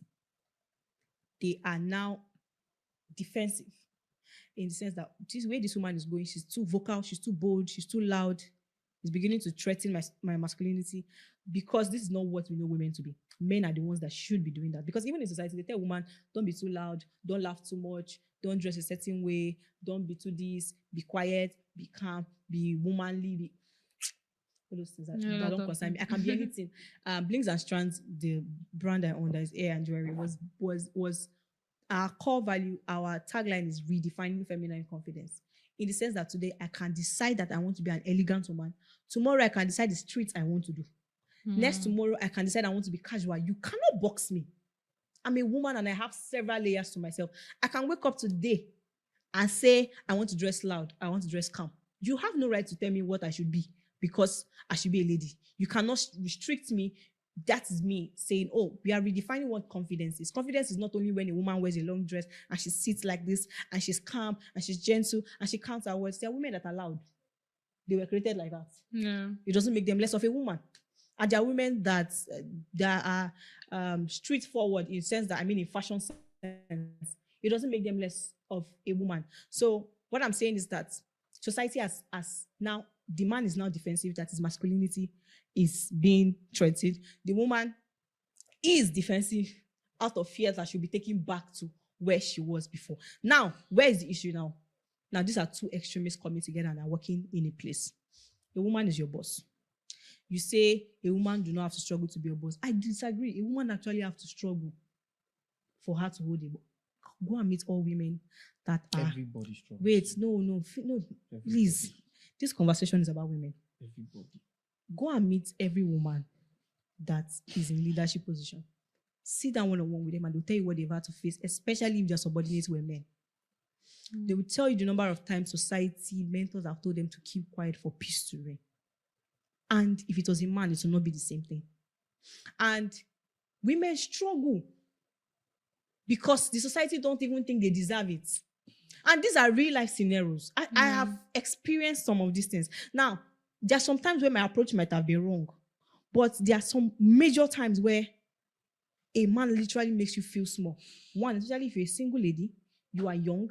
Oh my God, if you are young and unmarried, you are done for. You are finished. I think I've read stories especially of people if like the that. man is now married, you are finished. I'm telling you about issues that I've had to face. I'm talking of, I was in leadership at the age of 22, 21, 23.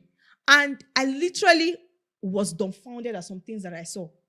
You hear men confidently telling you that she's a single girl now. She's not married. You can't talk to me. You are my wife at home. There's a reason why I'm here and your wife is at home. I don't care. I'm here. Your wife is at home. It's not my business.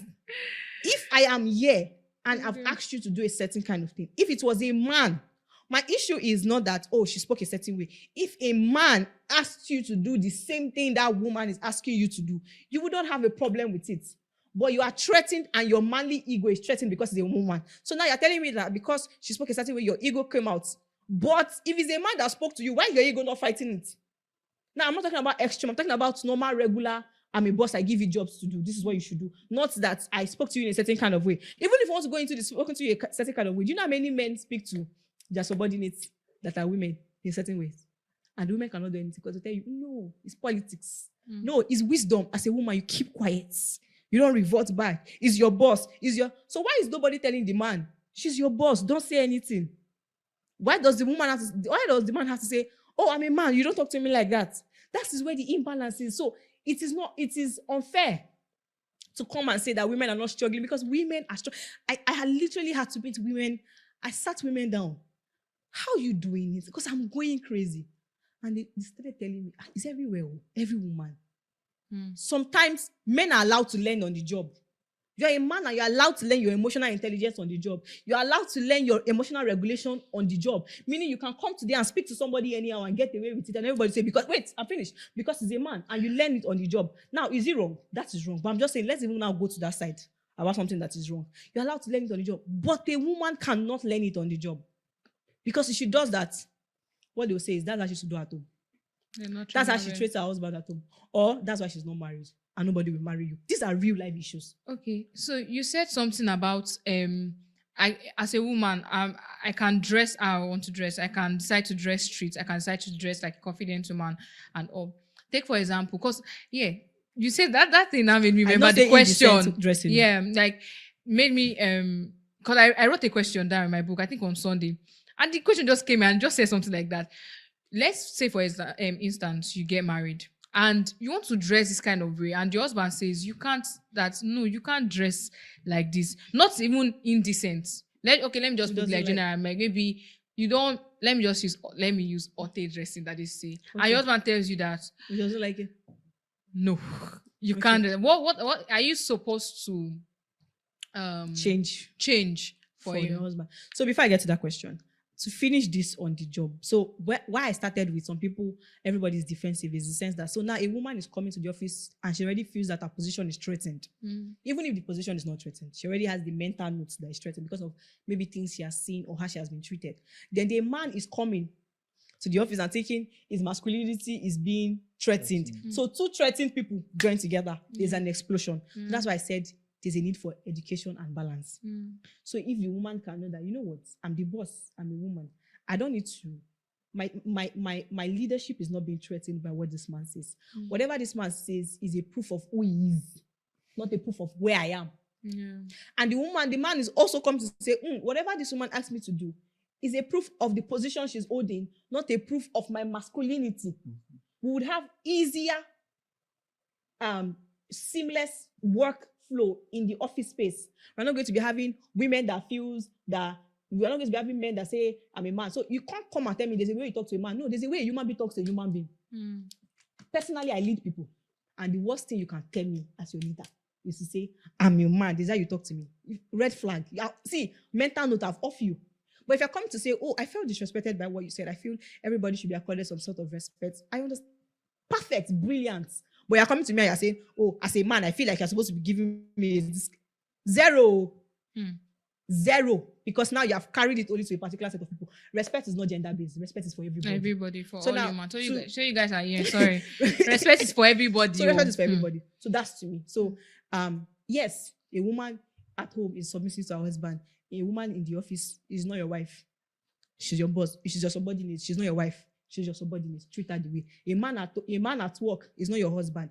He's your boss. You treat him accordingly. Yeah. If he's your subordinate, he's not your husband. He's not your younger brother. He's not your son. You treat him like a human being that is accorded respect. Both parties will not have problem. Everybody will peace. So if everybody can come from a place of defenseless and come to a place, that's why I say feminism. Feminism is literally the antidote to all of these things. Now, to answer the question of your husband is, you marry a man and says doesn't want to redress. Now, please, when I say you can dress the way you dress, I don't mean to dress indecently. Obviously, I'm a believer because of my beliefs. I mean that you can. I feel fashion is expression. I express through fashion. If you see me come out of my house in the morning, how I dress is actually how I feel or the statement I want to make. So some people will come and say, oh, they saw me wearing a suit today. And tomorrow they'll see me wearing baggy jeans, big shirt, a corset on the shirts, because that's what I feel like today. So I like to explore and I like to express through fashion. So I don't know how you people marry each other. That during the dating process, the man do not see that you are an haute dresser and you have to wait in marriage. Now, if it's a situation where, that's why I don't know what people do in dating.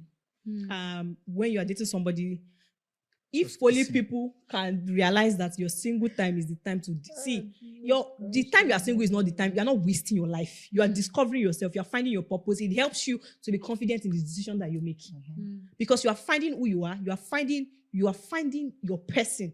So because you know who you are, you will not marry somebody that is not aligned to who you are. So that your friend that got married quick and you that you feel like you're wasting your time, your friend did not have enough time to discover herself like you are discovering yourself. Change the notes.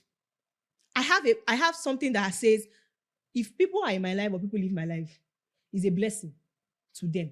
I don't think about it from a bad place. So if you're still in my life, you are blessed because God sees that you can actually handle everything that I'm going to be, and I can handle what it is I'm going to, because I know who I am. Trust me. I know who I am, and I know where I'm going to be. And then if you're no longer in my life, it's a blessing because God can already see that you don't have the capacity to hold what it is that I have to offer to the world. And he has already blessed you fast with your smart thinking, and he has removed you away. So you are blessed. Anyway, so if we are dating, were you not wearing clothes? Were you wearing pants? Is it that people do not some go people out? can change now. They say people change. So I might just say, I want to start. I like the way this person is dressing. Maybe I want to start dressing like that. And I tell my husband, baby, I want to start dressing like this. My dear, if you have already married him, I'm sorry to tell you, but you're already married to him. And the scriptures already tell you the scriptures has already told you to submit. Yeah. I cannot speak on anything marriage. I used to say, when in marriage, you have entered. You saw the man. Because people think that there are decisions that people make in their life that are used to judge them. If you are a late person, you come late to fix a meeting and you are not there on time at the exact time that we say we should do. I personally believe that you're not a put together person. In the sense that people that come earlier, people that have taught you, sat down, you've thought about it, you have aligned your schedule. This time I'll wake up, I'll finish doing this, I'll be doing this. So I know that you're not somebody that I can do business with. You're not serious. To me. Okay. So there are little decisions that people take that make me to realize who you are. So recently, I was not told you that I was like, I used to say that words of affirmation was my love language.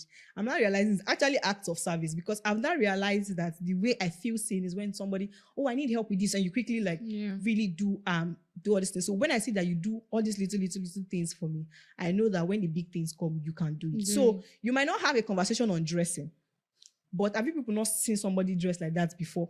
On the internet, you guys have not had any conversation, or somebody passed by and you see his distaste in that dressing. He has already said it. So before you even get inside the marriage, the day that your spirit, you are changing and say you are not supposed to remember that my husband actually doesn't like it. If you talk with somebody enough, I believe the best way to get into somebody's mind is by listening to them and conversing with them. If you talk with somebody enough, you would know what they think. I have interviewed Dr. Olumide Emmanuel to the point where if I want to make decisions in my life, I always think, what would Dr. Olumide Emmanuel do? I did not ask him for direct advice on that situation, but because of what I've heard him say about other situations, I know that this is something that he would not do or something he would not want to do. So based on that man you've been dating and the conversation you've been having, do you think it's something you would like in marriage? So if the Ote dressing is not what you losing your marriage for, you drop Ote. If you feel like that's what is that the Ote is more important than your wedding and your marriage and your home, to extend everybody to their own. So you are inside the marriage, you're the wife, you Thank submit. You. Mr. Khan, do you have anything to say? Like I said, I'm not married. So. Okay. Anything marriage. So let's get to the last question. Or let me just second to the last in case I bring other questions. Wow. Now it's about what do we bring to the table? Now, I was watching a podcast and the lady asked, she asked a question. She said that she was asking a guy, she said, I want to ask you directly before she answered. Yes, apart from sex and money, what do a man bring to the table? And now she now went further to say that, okay, let's say I have my money. And then apart from that, what do you bring? What do men bring to the table? Because they're always asking women, what they bring to the table. Now, what do men? Because I have to hear from. I've never heard people say, what do men bring to the table? So what do you bring to the table, sir? Okay, so I didn't do because I didn't have. Okay, it's because the response go far. It's just because. Okay, so I started this discussion saying that as a woman, be a woman, and as a man, just be a man. So, if a man brings a lot to the table, aside from money, in fact, money is like one of the least things. A least factor. There are some factors that are least, but they are very important. But it's like one of the least factors in marriage or a relationship.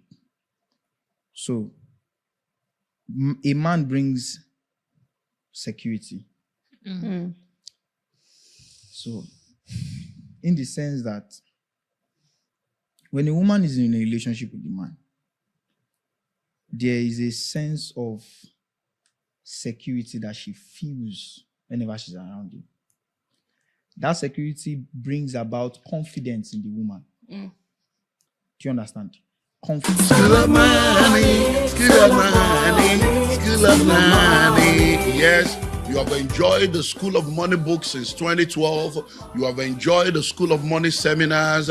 You've enjoyed the School of Money TV broadcasts, radio broadcasts, YouTube videos.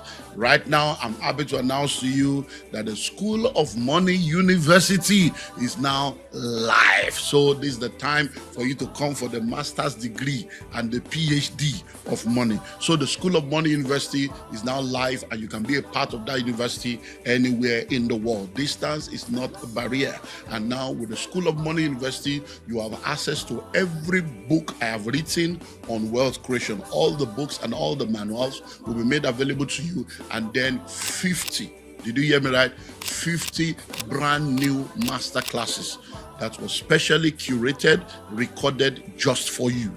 And you can be a part of it from anywhere in the world. So if you're listening to me right now and you want to be a part of the School of Money University, take that step now so that you can become a graduate of the School of Money.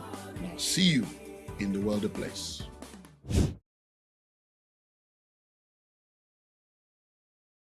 Confidence. And I would like to say it this way, that when your husband is broke, for example, there is a certain kind of way some women feel whenever that's those women that are they're irresponsible. They feel some certain kind of way when the man is in the presence of their friends that are, in quote, successful. So let's take it outside of that aspect. A man brings security. A man brings emotional stability and support. Mm.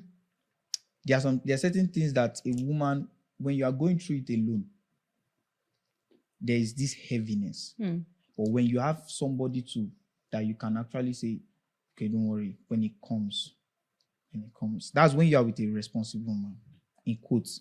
And as a lady, I would beg you. In fact, lately I'm a very strong supporter of, as a woman. See, men, I feel I can even, let me not go so extreme by saying that men can make mistakes in marriage, but let me not even go that aspect. But as a woman, because that's why I like to be on both sides. As a young man, I've seen what women go through. I've seen a lady in my present, a so-called minister, dirty slap. So try as much as possible to marry a responsible man. Don't marry a man who poses himself and says he's a believer, or he speaks in tongues, or he's leading worship everywhere. The power of God is moving everywhere. My sister, calm down. Let's get back into the conversation. So, do you understand me? So, a man brings emotional support, and there's a difference between emotional support and emotional stability. Do you understand? There's a certain kind of way you will feel when you knowing fully well that you have somebody not the same gender, somebody of the opposite gender. Do you understand? And as a man also, a man brings a lot of value to the table, in the sense that, there are responsibilities that are for men. It's just that now women can now do those things. Does not mean it is their own. You can do something, but does not mean that's a job description. Do you understand? So even though you want to narrow it down to money, I feel like provision is a man's responsibility. To provide is a man's responsibility according to scripture. It does not mean that a woman cannot provide. It just means that that is not her responsibility. So you cannot totally give the responsibility of provision to a woman. That's a man's responsibility. Security does not mean that a woman cannot keep a woman of that status can actually pay for security. Yeah. But it does not mean that is her responsibility. Do you understand? It is a man's responsibility. There's a certain kind of way society would look at you when you have a man. And there's a kind of way a society will look at you when you do not have a man. Now, it does not mean that you not having a man, you don't have the chance, you don't have you should not be respected. It does not mean that you not having a man, you should not be given opportunity to air your view. It just means that when somebody has a man, there is a certain kind of way. And it does not mean, I used to say, it does not mean that it is right. Because I've said it countless times that everybody is doing something wrong and it seems accepted does not mean it is right. It is still wrong.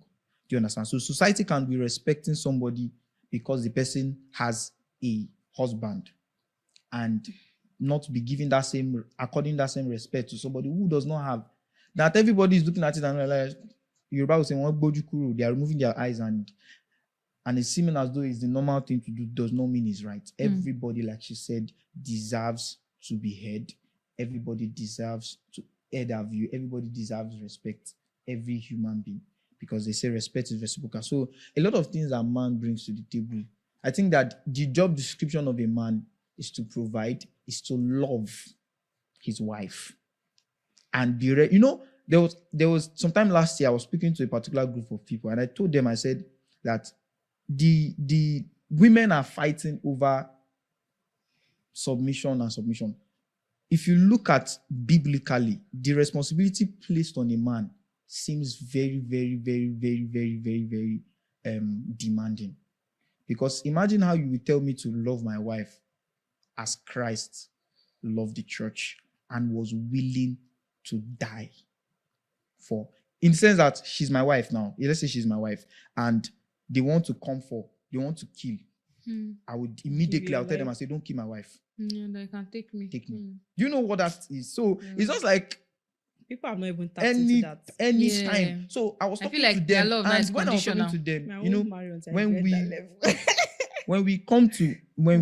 when we get to that point whereby we take a pause, I don't think I don't know. I was on a podcast. I think it was the same podcast, and I said something. I said if we can take away what we feel, our feeling, from the opinions of life, this world will be a better place. Because she said something that everybody is speaking from different aspects. There's a lot of people are speaking. Some persons are speaking from fear. Some persons are speaking from their insecurity. Some persons are speaking from their ego.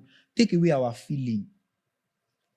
When somebody does something to me, sometimes I first of all pause and ask myself, why did this person act like this?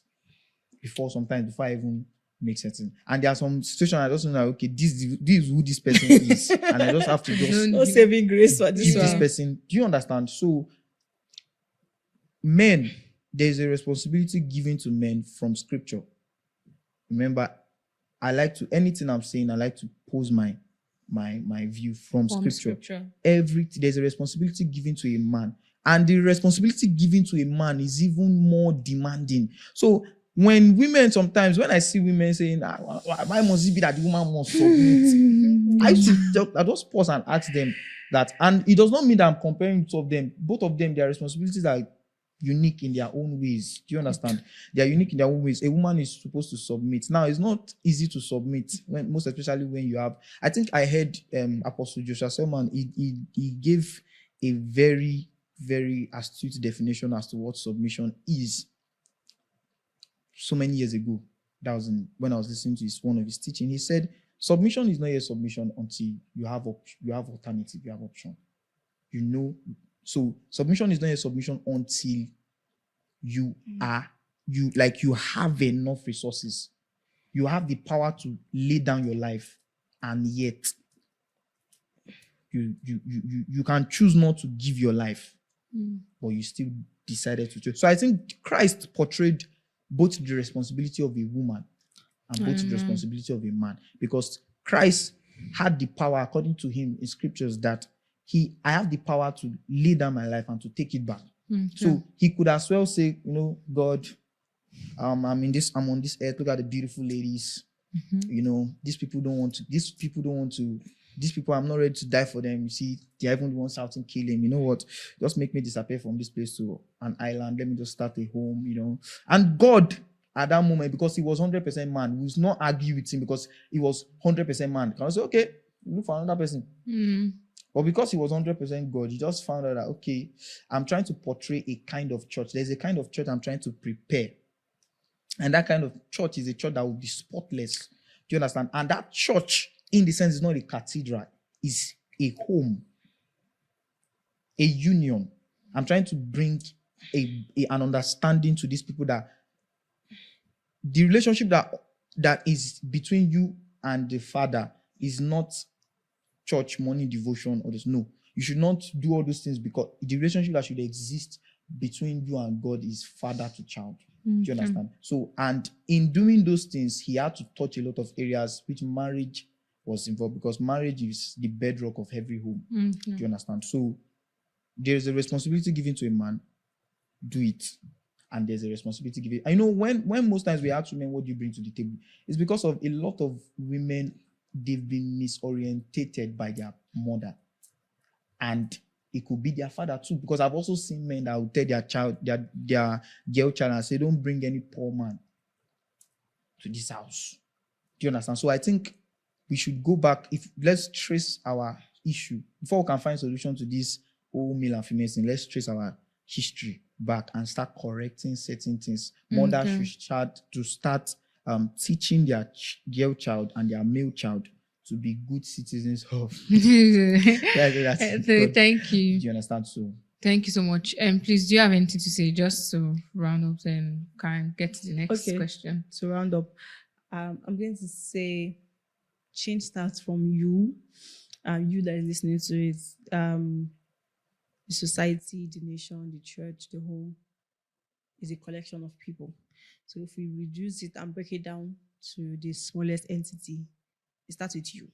So whatsoever change you want to see, whatsoever thing you want to see, I think it starts with you. Personally, I don't involve myself in what the men bring to the table, what the women bring to the table conversation, because I'm confused at what table you people are bringing this to. Which table is that? Who is sitting down on the table? The marriage. Well, I don't know. whatever table, because it's different table for different things. If it's for Yeah. marriage, if it's for children, if it's for childbirth. So I feel like if everybody loves themselves, they love people that are in successful marriages, successful relationships, they don't talk about it. Me, I don't know the kind of marriage I want to have. I want a love that consumes. I want a love that continues to choose every single day. And even when it doesn't feel right. And I am actively working towards that, in the sense that there are decisions in my life that are not favorable to me, but I do them. There are days where I don't feel like doing something, I do them. That is creating a mental note of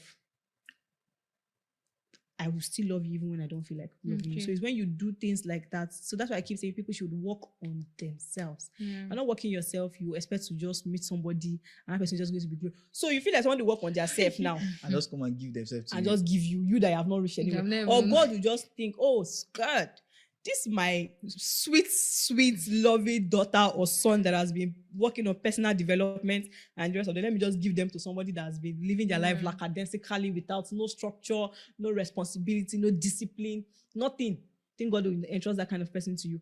Every single thing to start with you. By the time you work on yourself, you find your purpose, you work on your heart, you work on discipline. Discipline is very important. Discipline. I was having a conversation with my mom yesterday, and I was telling her it's very easy to be lazy. Very easy. It's very easy to be lazy. There are times where I wake up. So now I wake up in the middle of the night and I sew all the time. And it's not. Sometimes I'm like, why do I even want to sew? And when I started sewing, the first time I went to a fashion academy, once the clothes is difficult, I'll just drop it. If it's that you're stressing, I'll just move to the next outfit. But recently, I told myself, why? So if I see that something is giving me a problem, I will stay there. And I realize that when you focus or keep attacking a problem long enough, your mind starts to find other alternative. You will find the solution. And the more I did, I was like, I didn't know I could do it this way. Oh, I didn't know I could try something this way. Because you keep following a particular door. But the moment you keep getting no and you keep going, you find windows to enter into that place. So, and these are the things that I tell people. This laziness, this discipline thing, it will show in marriage. It will show in the office. It will show in your ministry. It will show in your life. So all these small steps that you think that who is forcing you, nobody's watching you, an adult, especially if you're an adult, it's very, very easy. I don't feel like doing it. Let me sleep. You don't feel like feeling is so. I was having a conversation with somebody on Saturday, and I was saying that people just say that they're feeling overwhelmed. They want to shut down. They want to lock down. I said it's valid. True. I have battled mental exhaustion, physical, emotional exhaustion to the point where to get up from my bed was difficult. What I had to do, I had to start doing opposite of what I did. Let me tell you, the first 3 weeks the first 1 month was difficult. To have my bath, I was in such a bad state mentally. To have my bath was a hustle. So I woke up every day to have my bath. To resist the urge to eat for comfort feeding was difficult. So I stopped eating only when I was hungry. And I'm happy for it because now what I fought in that place is now what's not helping me. So now even when I don't feel like something, I do it. So now I'm looking at my weight and I'm like, I've lost so much. I'm even very happy. Imagine if in that period I was always comfort eating. I would have come out of that situation I was dealing with and then I start fighting another battle of weight loss. So whatever battle you don't fight, at the end of the day, you come back to fight it. So people should be disciplined. If you are disciplined as a person, it will show. By the time you are disciplined and you focus on like, what do you want for life? You align it. I was still researching yesterday. God, what do I want to do? Because I have so many branches of myself. It feels like I'm doing so many things. I want to tailor them, but I don't want to double down and continue updating your opinion. Continue updating what you know, your knowledge. Keep on doing it. By the time you are on that process, you would easily identify somebody that is also working on themselves. Then people will not be asking questions of what do you bring to the table because the both of you already are sensible. This is not a conversation. He's already seeing the value. You already have the value. So I don't know where this marriage pressure is coming from because, to be honest, some of you don't ever have value. Even in the marriage, you have not discovered yourself. You have not discovered yourself, but you're already inside. Grace of the God give you long suffering and endurance. But you that you're not there. Take baby steps. You are not working in the office. You wake up in the morning and say, okay, I'm not going to the office, but I'm going to work today. Once it's 10 a.m., I'm going to go to a place in my room and I'm going to do this job. I'm going to do this. I had an issue. The issue was finishing books. I have problem with finishing anything. I used to have issues with Once you finishing. read half, like you jump to the next one. I think I used to have attachment problems. Mm. So even to anything to finish it was always a difficult. So once you get to like the last 3 pages or last 5 pages, I will leave it. I will not You finish can it. just finish I don't it want it to instantly. end. Or if I'm watching a series, I will not watch the last 3 episodes. I'll just I don't want it to end. I'm so attached to it. So I started to say, this book, I will finish it. I will read it. And when you continue doing all those kind of things, you realize that tomorrow in your life, when your husband is acting like he was possessed by a demon and you don't feel like loving him, Oh my God. you will now learn that it's not your feelings at that point. It's not a conscious decision to do what you think is right. But if you've not started it in little, he who is not faithful in little. More will not be committed. So whether your table, I don't know the table people are bringing things to. I don't know why there's a table between the both of you. I don't know what, because you people are supposed to be intimate. So I don't know why there's a table that is separating you people. Whatever it is that if you're a person of value, I meet another person of value. I think you're going to have all these conversations. Makes no sense to me. Thank you so much. And I'm you want to say something? Yes, I would like to say something. I think the table, the reason why questions like what do you bring to the table is always being brought up is because of,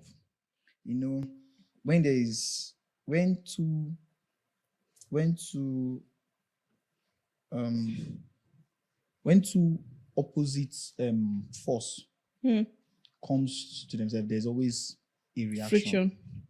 Do you understand? And when opposite and negative, when positive and negative meets, there's always a clash. So I feel like the reason why that question is being asked is because one person is demanding more from the other person, and the reason why that kind of demand is being placed is because one person refused, like you said, to evolve. Do you understand? So I see no reason why I'm on a journey to becoming a better person, and you are also on the same journey to becoming a better version of yourself.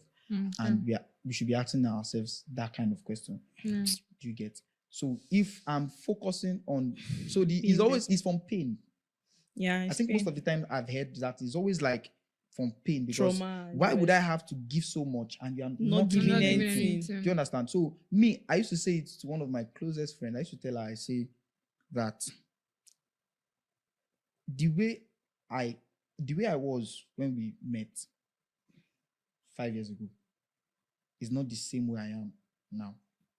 And I used to make sure I do that every year. I make sure I write down everything I do or have done for the year, and I pick out, okay, what did I finish? What did I not finish? Do you understand? And if I cannot do all these things for myself, having a vision, a dream for myself every day that keeps me waking up, even though I'm tired, I keep doing things, even though I don't feel like doing it, I sleep late, stay up, and one person will just come and just say, you just keep telling me, I'm tired, and this, I'm a woman, there's no way. There's a point I have to tell her, I was like, you're giving me excuses.